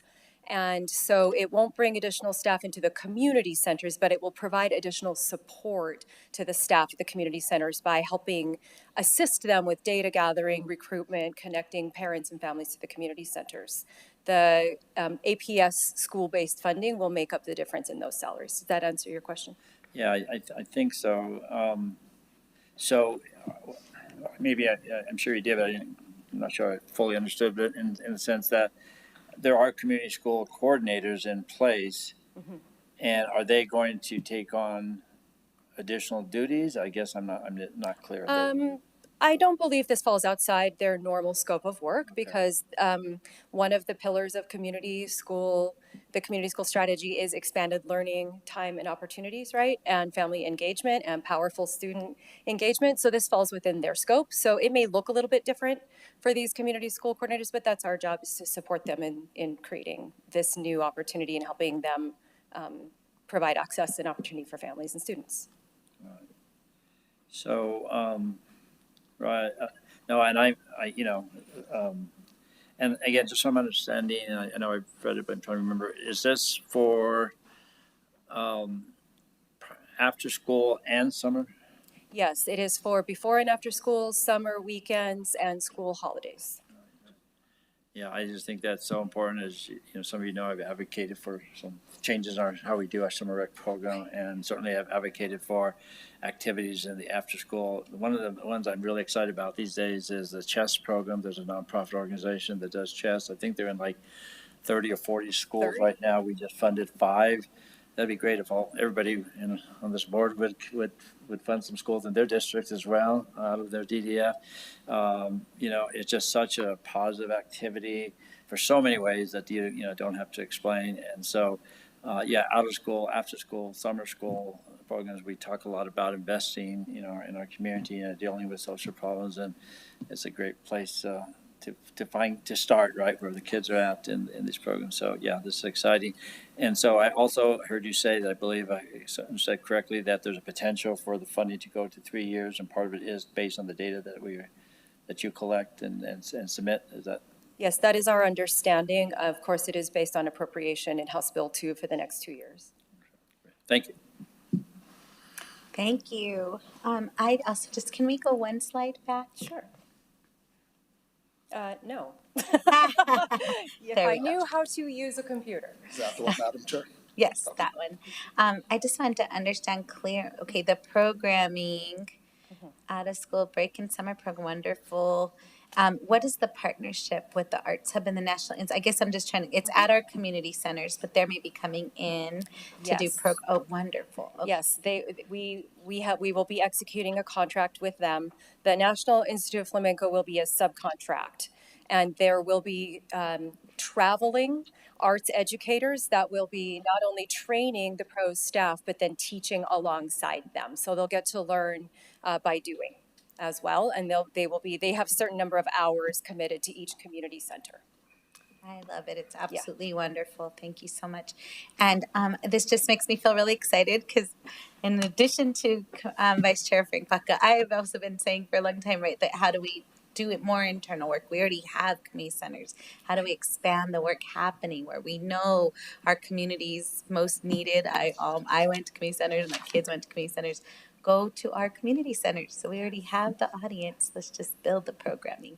And I'm really excited because this is prevention and all the development and all the great skills for our families. I really appreciate you also mentioning that it's about the whole family, not just the young people that maybe are directly benefited. The whole family is impacted, and you all ensuring that that's part of the equation too is very much appreciated. So that's my last comment. Doesn't look like we have any more. We have a motion, a second. Madam Clerk, please call the roll. Commissioner Olivas? Yes. Commissioner Benson? Yes. Commissioner Barbara Baca? Yes. Vice Chair Frank Baca. Yes. Madam Chair Barboa. Yes, thank you. Thank Thank you. you, Commission. Dun, dun, dun, dun.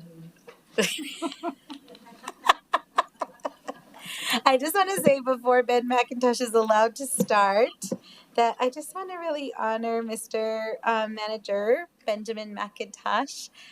He has been an amazing person to work with. I personally will just speak for myself and for my district that I'm elected to represent. He has been incredible for our community, for breaking the ceiling through really tough projects, through getting our community represented, and really making sure that I know a lot more, and I think a lot of us know a lot more about our real estate, our land, our how we proceed. I think he's brilliant, and I know I'm speaking on behalf of myself, but I know I can say that for the whole county, that we are so fortunate to have, for only a short time left, Mr. Ben McIntosh.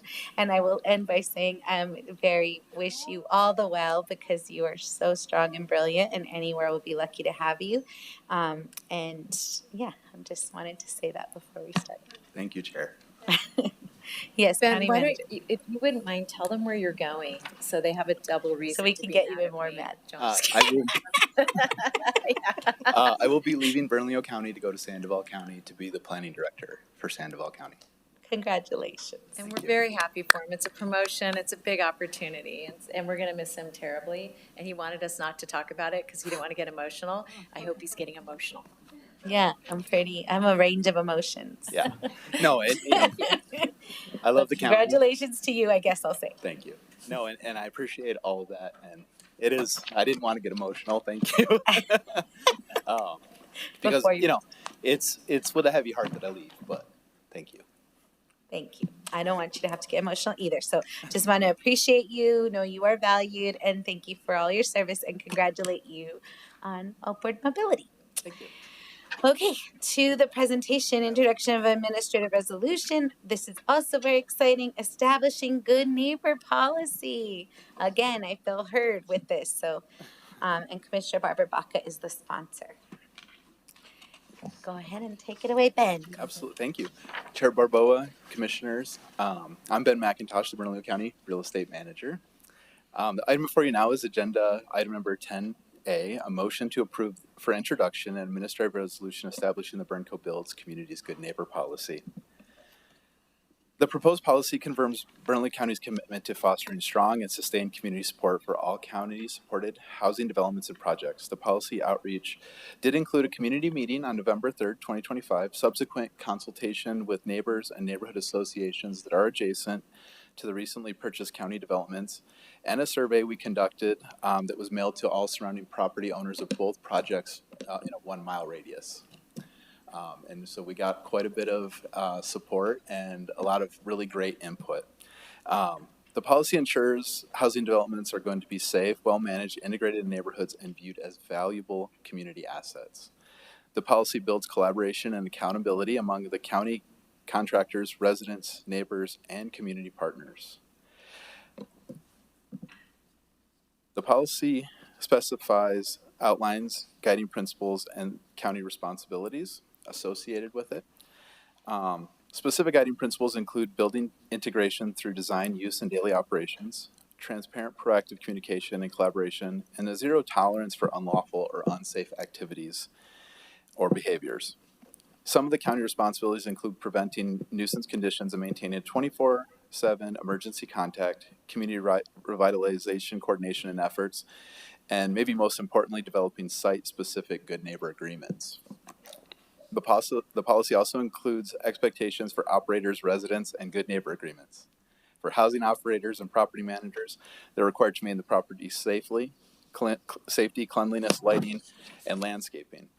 They must designate a community liaison and maintain a 24/7 hotline, as well engage with neighborhood associations and enforce our zero tolerance standards. Residents will be required to follow community rules and contribute to a safe, healthy, and respectful environment. Be a courteous neighbor and do not engage in unlawful, unsafe, and other activities and behaviors that negatively impact the surrounding community. And they will be expected to respectfully communicate issues directly and calmly. One of the most important aspects of this proposed policy will be the good neighbor agreements. The policy being proposed is the overarching policy that then requires the county establish good neighbor agreements that are site-specific and good faith negotiated with any neighbors within 660 feet. That includes residents, businesses, neighborhood associations, and any other community groups that are interested. These agreements will capture the specific needs of the proposed facility and address the design, use, safety, maintenance, parking, leasing, eviction processes, communication, collaboration, dispute resolution, or any other community-specific concerns that are brought up through that negotiation. These agreements will be approved by the county manager and posted publicly on the county's website. At this time, I would like to introduce, I believe I'm joined via Zoom with Merritt Tully, who is part of the North Valley Neighborhood Association, to speak on the policy and the community involvement that went into this proposed policy. Also, I'd like to thank Merritt at this time. It's been a great process to work with the community. I'm very excited to move forward with this. So thank you again, Merritt, for attending tonight. Welcome, Mayor. Sure. Chair Barboa, Commissioners, good evening, and thank you for making room for me to speak this evening. I'm speaking on behalf of a Near North Valley Neighborhood Association and Wells Park Neighborhood Association working group that Wells Park President Doreen McKnight and I put together to work with the county as it acquired properties for affordable and transitional housing projects in our area. Our work to date is focused on the county's proposed Good Neighbor Ordinance and the Good Neighbor Policy. We have just a few things to emphasize. We are grateful to have teamed up with Ben on the Good Neighbor Policy and its enabling ordinance. Ben has been enthusiastic, open, and respectful of neighborhood input, and the result is a policy that is workable for both the county and the neighborhoods, and that lays the groundwork for site-specific Good Neighbor agreements. We're grateful to Commissioner Baca for her patience with the process. Yes, getting neighborhood input takes time, but it's almost always well worth it, as it was in this case. We look forward to next steps, the negotiations over Good Neighbor agreements for Poblana Place and Ponderosa Place. Good Neighbor agreements are a great way to establish an effective framework for ongoing communications and collaborative efforts which strengthen our neighborhoods. Thank you. Thank you, Merritt Tully. I think your sentiments are well felt for Ben. Commissioner Barbara Baca. Thank you, Madam Chair. Two of my favorite people right here, Ben and Merritt, and they just did such great work on this can-do kind of attitude when, wait a minute, but wait, did we tell you, this is what communication with the community is, because it's listening, taking it in, and taking action based on what we hear from our community. And it is our community that are so busy with their regular lives that they volunteer so many hours giving us their ideas, their experience in, right there on the ground. So I just, my heart is full. I really appreciate all the work that has gone into this. And I think Bernalillo County is going to be better for it. And this, again, I'll say that the idea of BernCo builds communities, it's not just building affordable housing, which we need, it's building community. And that's what this policy does. So thank you both. And I move approval of the introduction. Second. I wanted to get the second. May I, Madam Chair? Yes. Rio Rancho, they're our neighbor too. Okay. You can go, but we expect to keep talking, Ben. Thank you. And congratulations. Thank you. I didn't know. Yeah, sorry to drop the bomb. But it got dropped on me. But okay. No, this is great. Excellent. Vice Chair. Yeah, just one quick comment.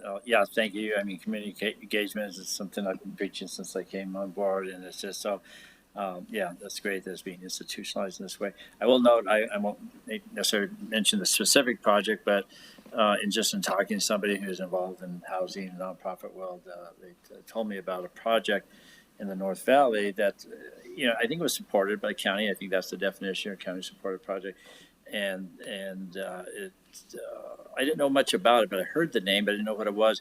But a good friend of mine, actually lives right around the corner, and she knew a lot about it and started telling me that there was a substantial neighborhood opposition at the onset of that project, in spite of the fact that the developer was a local North Valley person who a lot of people in that area had gone to high school with, and they were like, "Well, what are you doing to our community? It's near a church. It's blah blah blah. This beautiful land." And so, as a result, apparently, of what I understood, I was not involved, or just this is hearing after the fact, that the conversations, with the community and understanding the plans and talking and listening to people, most importantly, listening to people, that the project was supported and probably improved, and it's in place. I drove by there this weekend. It was a beautiful project.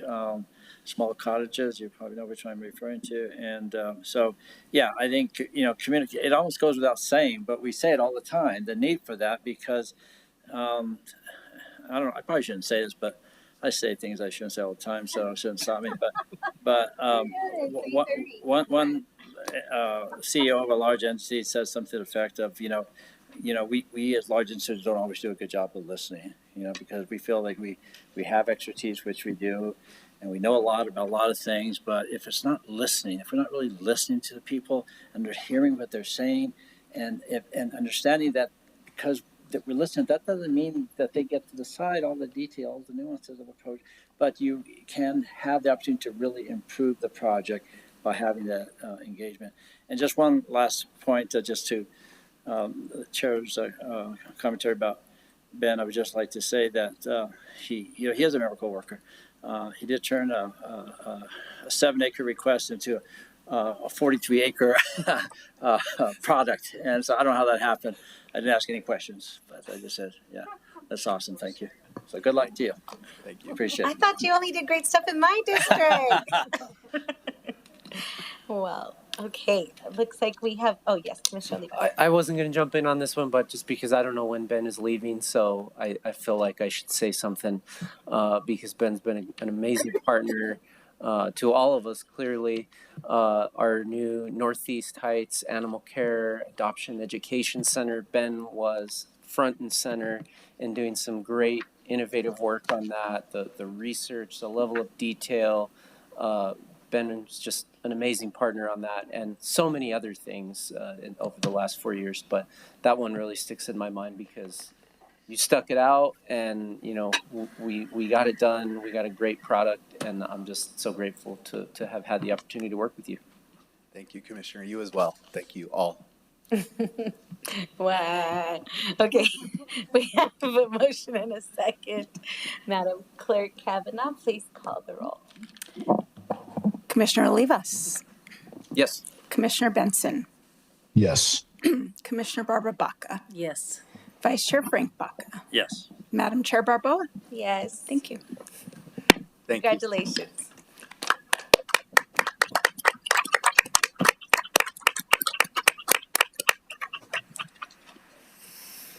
Okay, great. We are moving on to our last, but save the best for last, with Mr. Jake Mirabal, Multi-Award Building Career Pathways.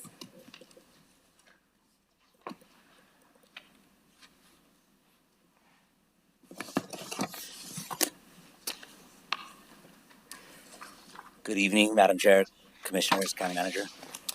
Today we are presenting the Berco Builds Career Pathways Multi-Award RFP, which is intended to create more consistent opportunities at connected education, applied learning, and workforce experience for young people in Bernalillo County.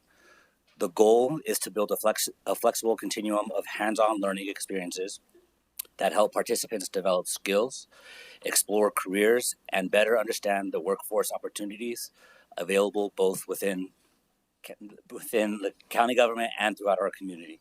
Thank you.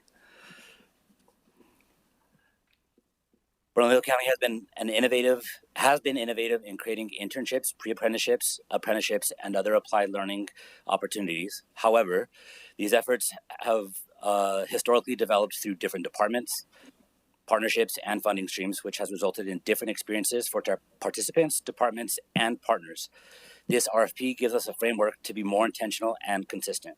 It creates a qualified pool of partners that work with departments to develop intentional applied learning and workforce experiences while strengthening our connection with education and training systems.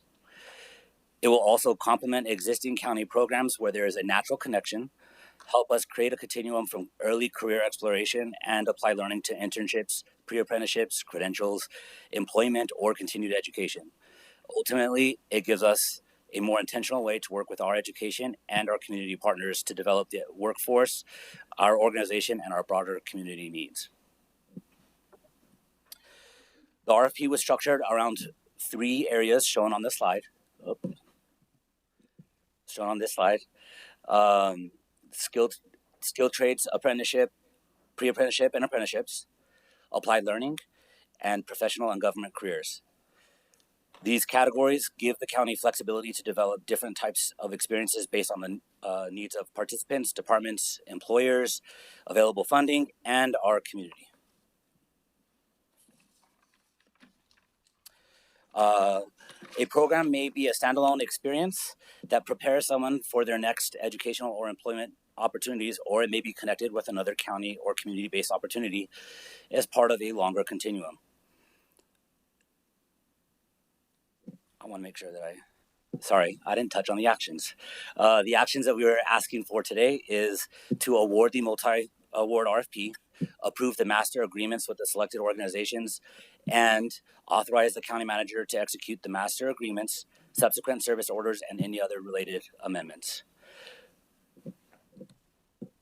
The organizations shown on this slide represent the qualified respondents selected through the RFP process.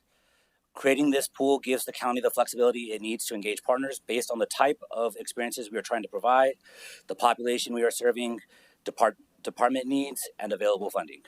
More broadly, it gives us a structure for aligning county resources, community partners, educational institutions, and workforce needs around a common goal, creating meaningful applied learning and career-connected experiences for Bernalillo County residents. If the actions are approved today, our next steps will be to finalize the master agreements, develop and execute service orders for specific programming and funding, and then lastly, coordinate implementation with departments and selected partners. And this RFP is one tool within a broader effort to create a more intentional continuum between education, applied learning experiences, workforce experiences, and employment opportunities across Bernalillo County. We stand for any questions. Thank you, Director Mirabal. I move approval. Second. We have a motion and a second. We're open for discussion. Any discussion? Yep. Yes, Vice Chair. Jake, this is exciting, and I think it's just so important for us to identify the needs in our community, that the opportunities, just the needs, but also the careers with great potential, because I think it's not just about finding good paying jobs, it's really finding great paying jobs that people can live on and not just rent apartments that we've been talking about tonight, but to buy houses, right? So I think identifying the needs in our community and the jobs, identify those that have high earning potential, find out what's already in our community in terms of programs that are already in place, and then identify the gaps and really sort of go after those. And so I think this is a great opportunity to sort of build on that concept, hopefully. I do have a question, though, just about the funding. I see the $500,000 funding attached to it at this point in time, and I'm just wanting to understand how that's. You're shaking your head. No, that's not the case. So what's proposed here is not attached to funding, and it is strictly to the master agreements, and then being able to move forward through those negotiations. Okay, but there was a reference to some money in the material that we were presented, and so. 500,000.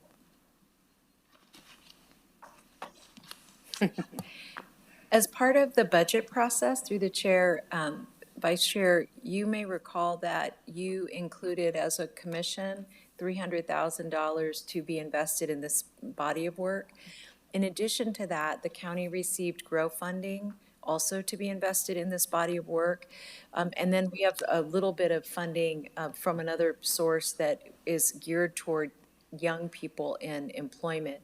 And one thing I'll just alert the commission to, the between the DFA and the COG, there's some disagreement about rules, and so some of the money isn't going to be with us yet, and we're going to be looking and working with the state to make some early investments and just fight with them about getting paid back, because we don't want to hold up programming while this dispute is happening between these two regional bodies. That's a little bit of the reason we're unclear about the funding, because we were trying to figure out how to make those investments in spite of that conflict.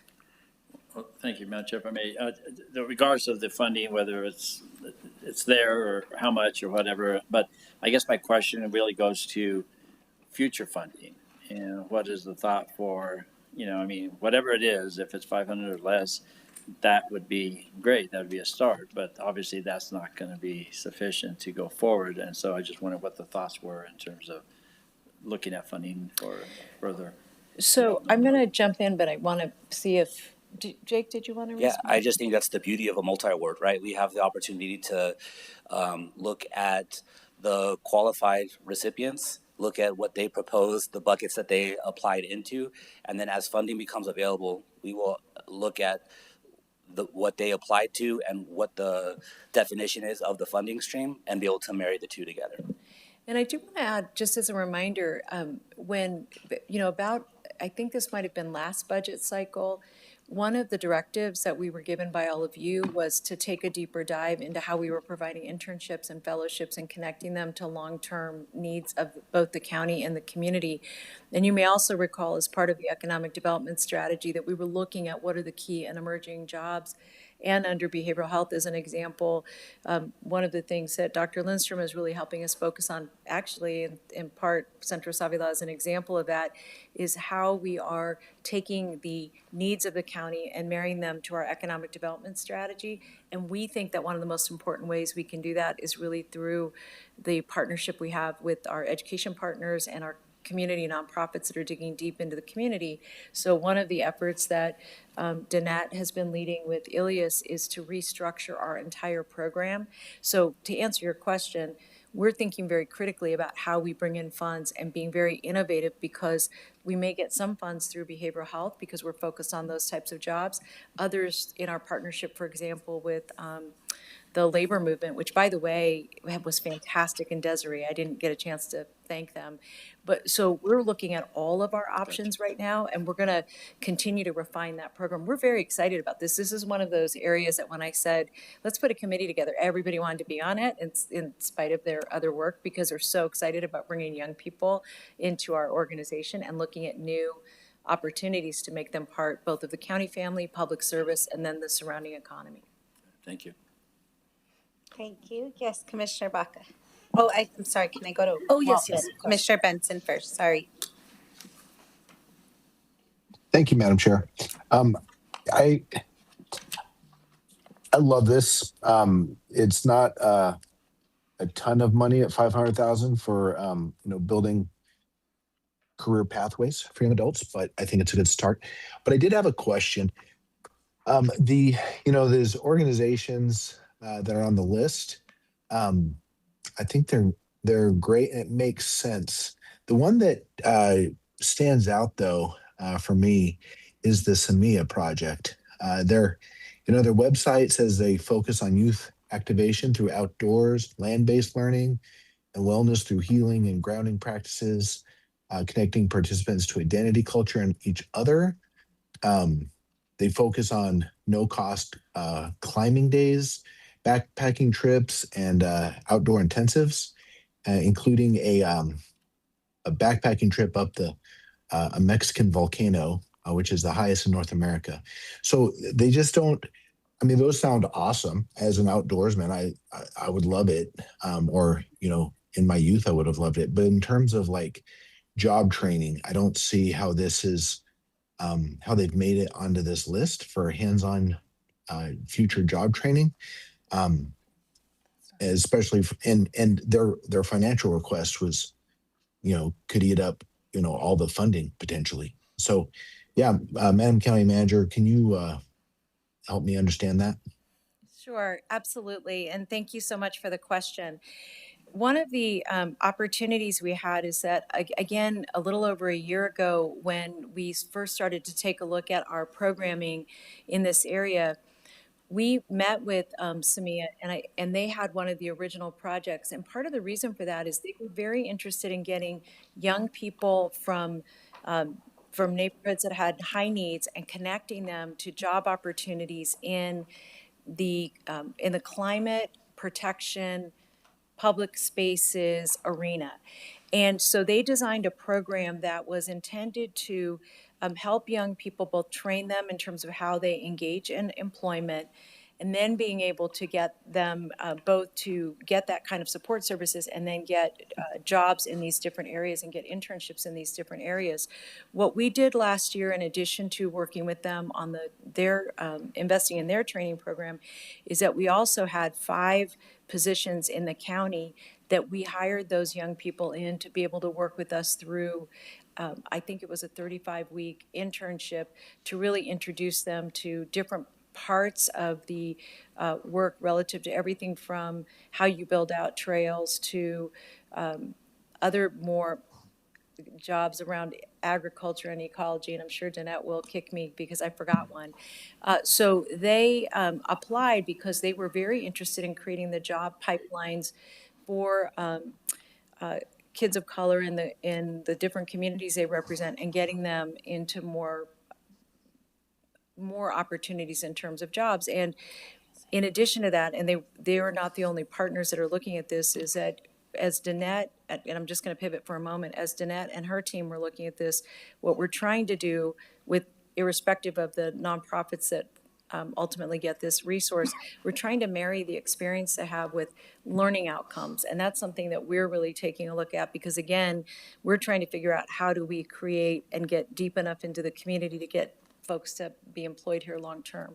But that was their proposal last year, and that's what we worked on with them in the last year. Okay, thank you.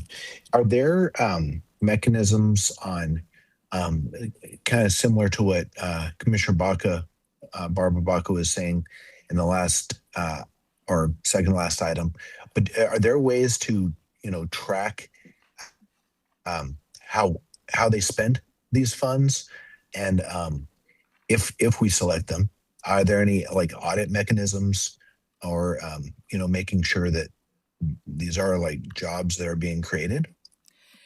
Absolutely. And one thing that, again, I'm just going to say that part of the opportunity with having both Danette and Elias lead this co-team and working through Jake's leadership is that this point about that I was raising, both about learning objectives and also what are the nonprofits able to accomplish? Are we able to keep young people in these programs?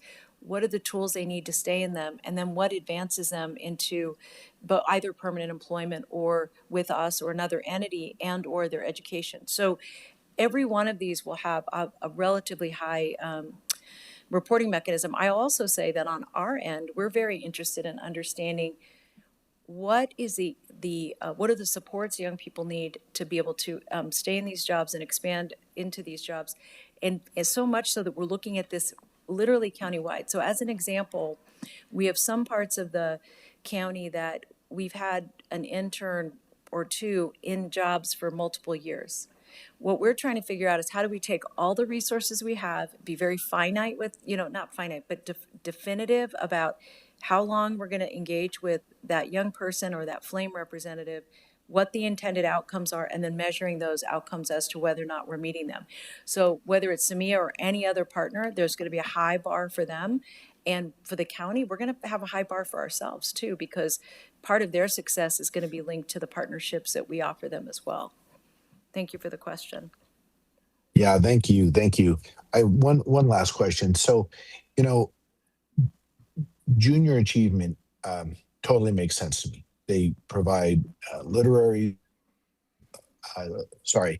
coaching, literacy skills, critical and creative thinking, work readiness, entrepreneurial concepts, and continued education. The Samia project, it's not clear to me, especially at their request amount. What would be the process? You know, let's say we only got 300,000. What is your process for creating, you know, or picking a provider that will help young people create career pathways? Thank you very much for the question. And through the chair, we're going to be looking at a number of different opportunities for the county. And one of the things that you may have heard me say, Commissioner Benson, and I've said this, I know, to your colleagues, is that whenever we spend a dollar, I'm trying to figure out how to get 3 outcomes from that dollar. And I'm going to use an example that's not related to Samia, but I'm going to talk about the work that Dr. Lindstrom is doing relative to how we think about job development and career development, especially in behavioral health, as an example. So the commission, you've already taken an action on our economic development plan, so we're going to be using the economic development plan as one of our key guidelines. We're going to be looking at the educational role, because this is going to be done through our community schools partnership team, and we're also going to be looking at what are the emerging trends and needs for services both in the county and in the region. So as an example, as it relates to behavioral health, we would be looking at, if we have a partnership already in existence and somebody's already got money, and the point that Jake raised about as we're trying to go get more and more resources to fund this activity, what we would be looking at is perhaps the grants that we're applying for, taking somebody off the list that meets the needs of that grant, and that also meets another need that we're trying to accomplish for the institution overall. So part of the reason that the multi-award is such a great tool is it allows us to be proactive and opportunistic at the same time, and that's really what we're trying to do more of throughout the organization. So as it relates, for example, to the assessments, part of the assessment's going to be based on how much money we get, what the intent of that resource is, and then whether or not we can put it to work. So we're thinking very critically about the question you just asked, and we aren't prepared to necessarily respond to that tonight, because this is the first phase of just getting that list complete, and then the staff will take an analysis and a deeper dive into the emerging needs that we have in the organization. Thank you, County Manager. And Madam Chair, that's all for me. I just, I love the idea and the concept, but this list that's in front of us doesn't make sense in terms of job creation, especially for the extremely high dollar amounts that they're asking for. Just want to make sure we can put those tax dollars to use. Thank you. Thank you, Commissioner Benson. Yes, Commissioner Barbara Bach. Thanks. I have one comment just to follow up on the line of questionings from Commissioner Benson, and then I have a question. I have to say that I think the Samia project is a perfect use of this. As a person who pursued a career in outdoor recreation and by learning when I was a child and a Girl Scout and in my career, I learned from those outdoor experiences and turned it into a profession. And you're giving these people life experience. You're giving people that often don't have the opportunities with low income or people of color, or to get them out in the outdoors. That's exciting. And that does indeed turn into a career path. So I just have to tell you that, Commissioner Benson, that it truly is a match for me. And I think that it's a really important one when we hear those folks come in, those high school students that came in and talked to us about getting into their farms and their agriculture and the acequia work, or pursuing some sort of a outdoor recreation or climate change, or it does have an impact on the lives of those kids and a pathway for a professional life as well. So I just feel very important for me to have to say that. So thank you for listening to my diatribe. My question is, County Manager, if GROW funds go into this, who is the sponsor? Because those GROW funds are sponsored by an individual legislator, right?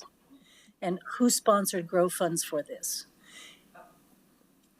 Representative Herndon.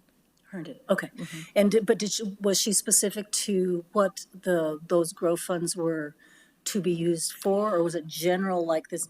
That's my only concern about the multi-award, is that I get what you're saying, that you're spreading it out and you maybe can do more with less or more opportunity.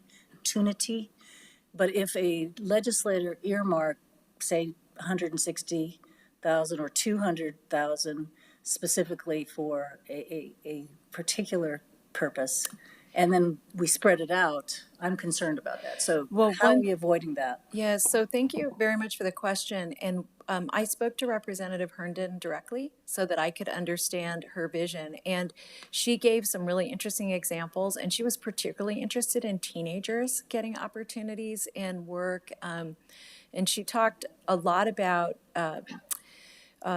opportunity. She had a specific group that she was interested in, like, for example, even automotive as one opportunity. And I'll say that we had some really big successes this last year trying something new. And under Elias's leadership, we worked closely with CNM to get young people in their mechanics class, and then we were able to hire 2 of them. So we're really trying to pull in all of our partners, and I think Danette and her team have done a brilliant job of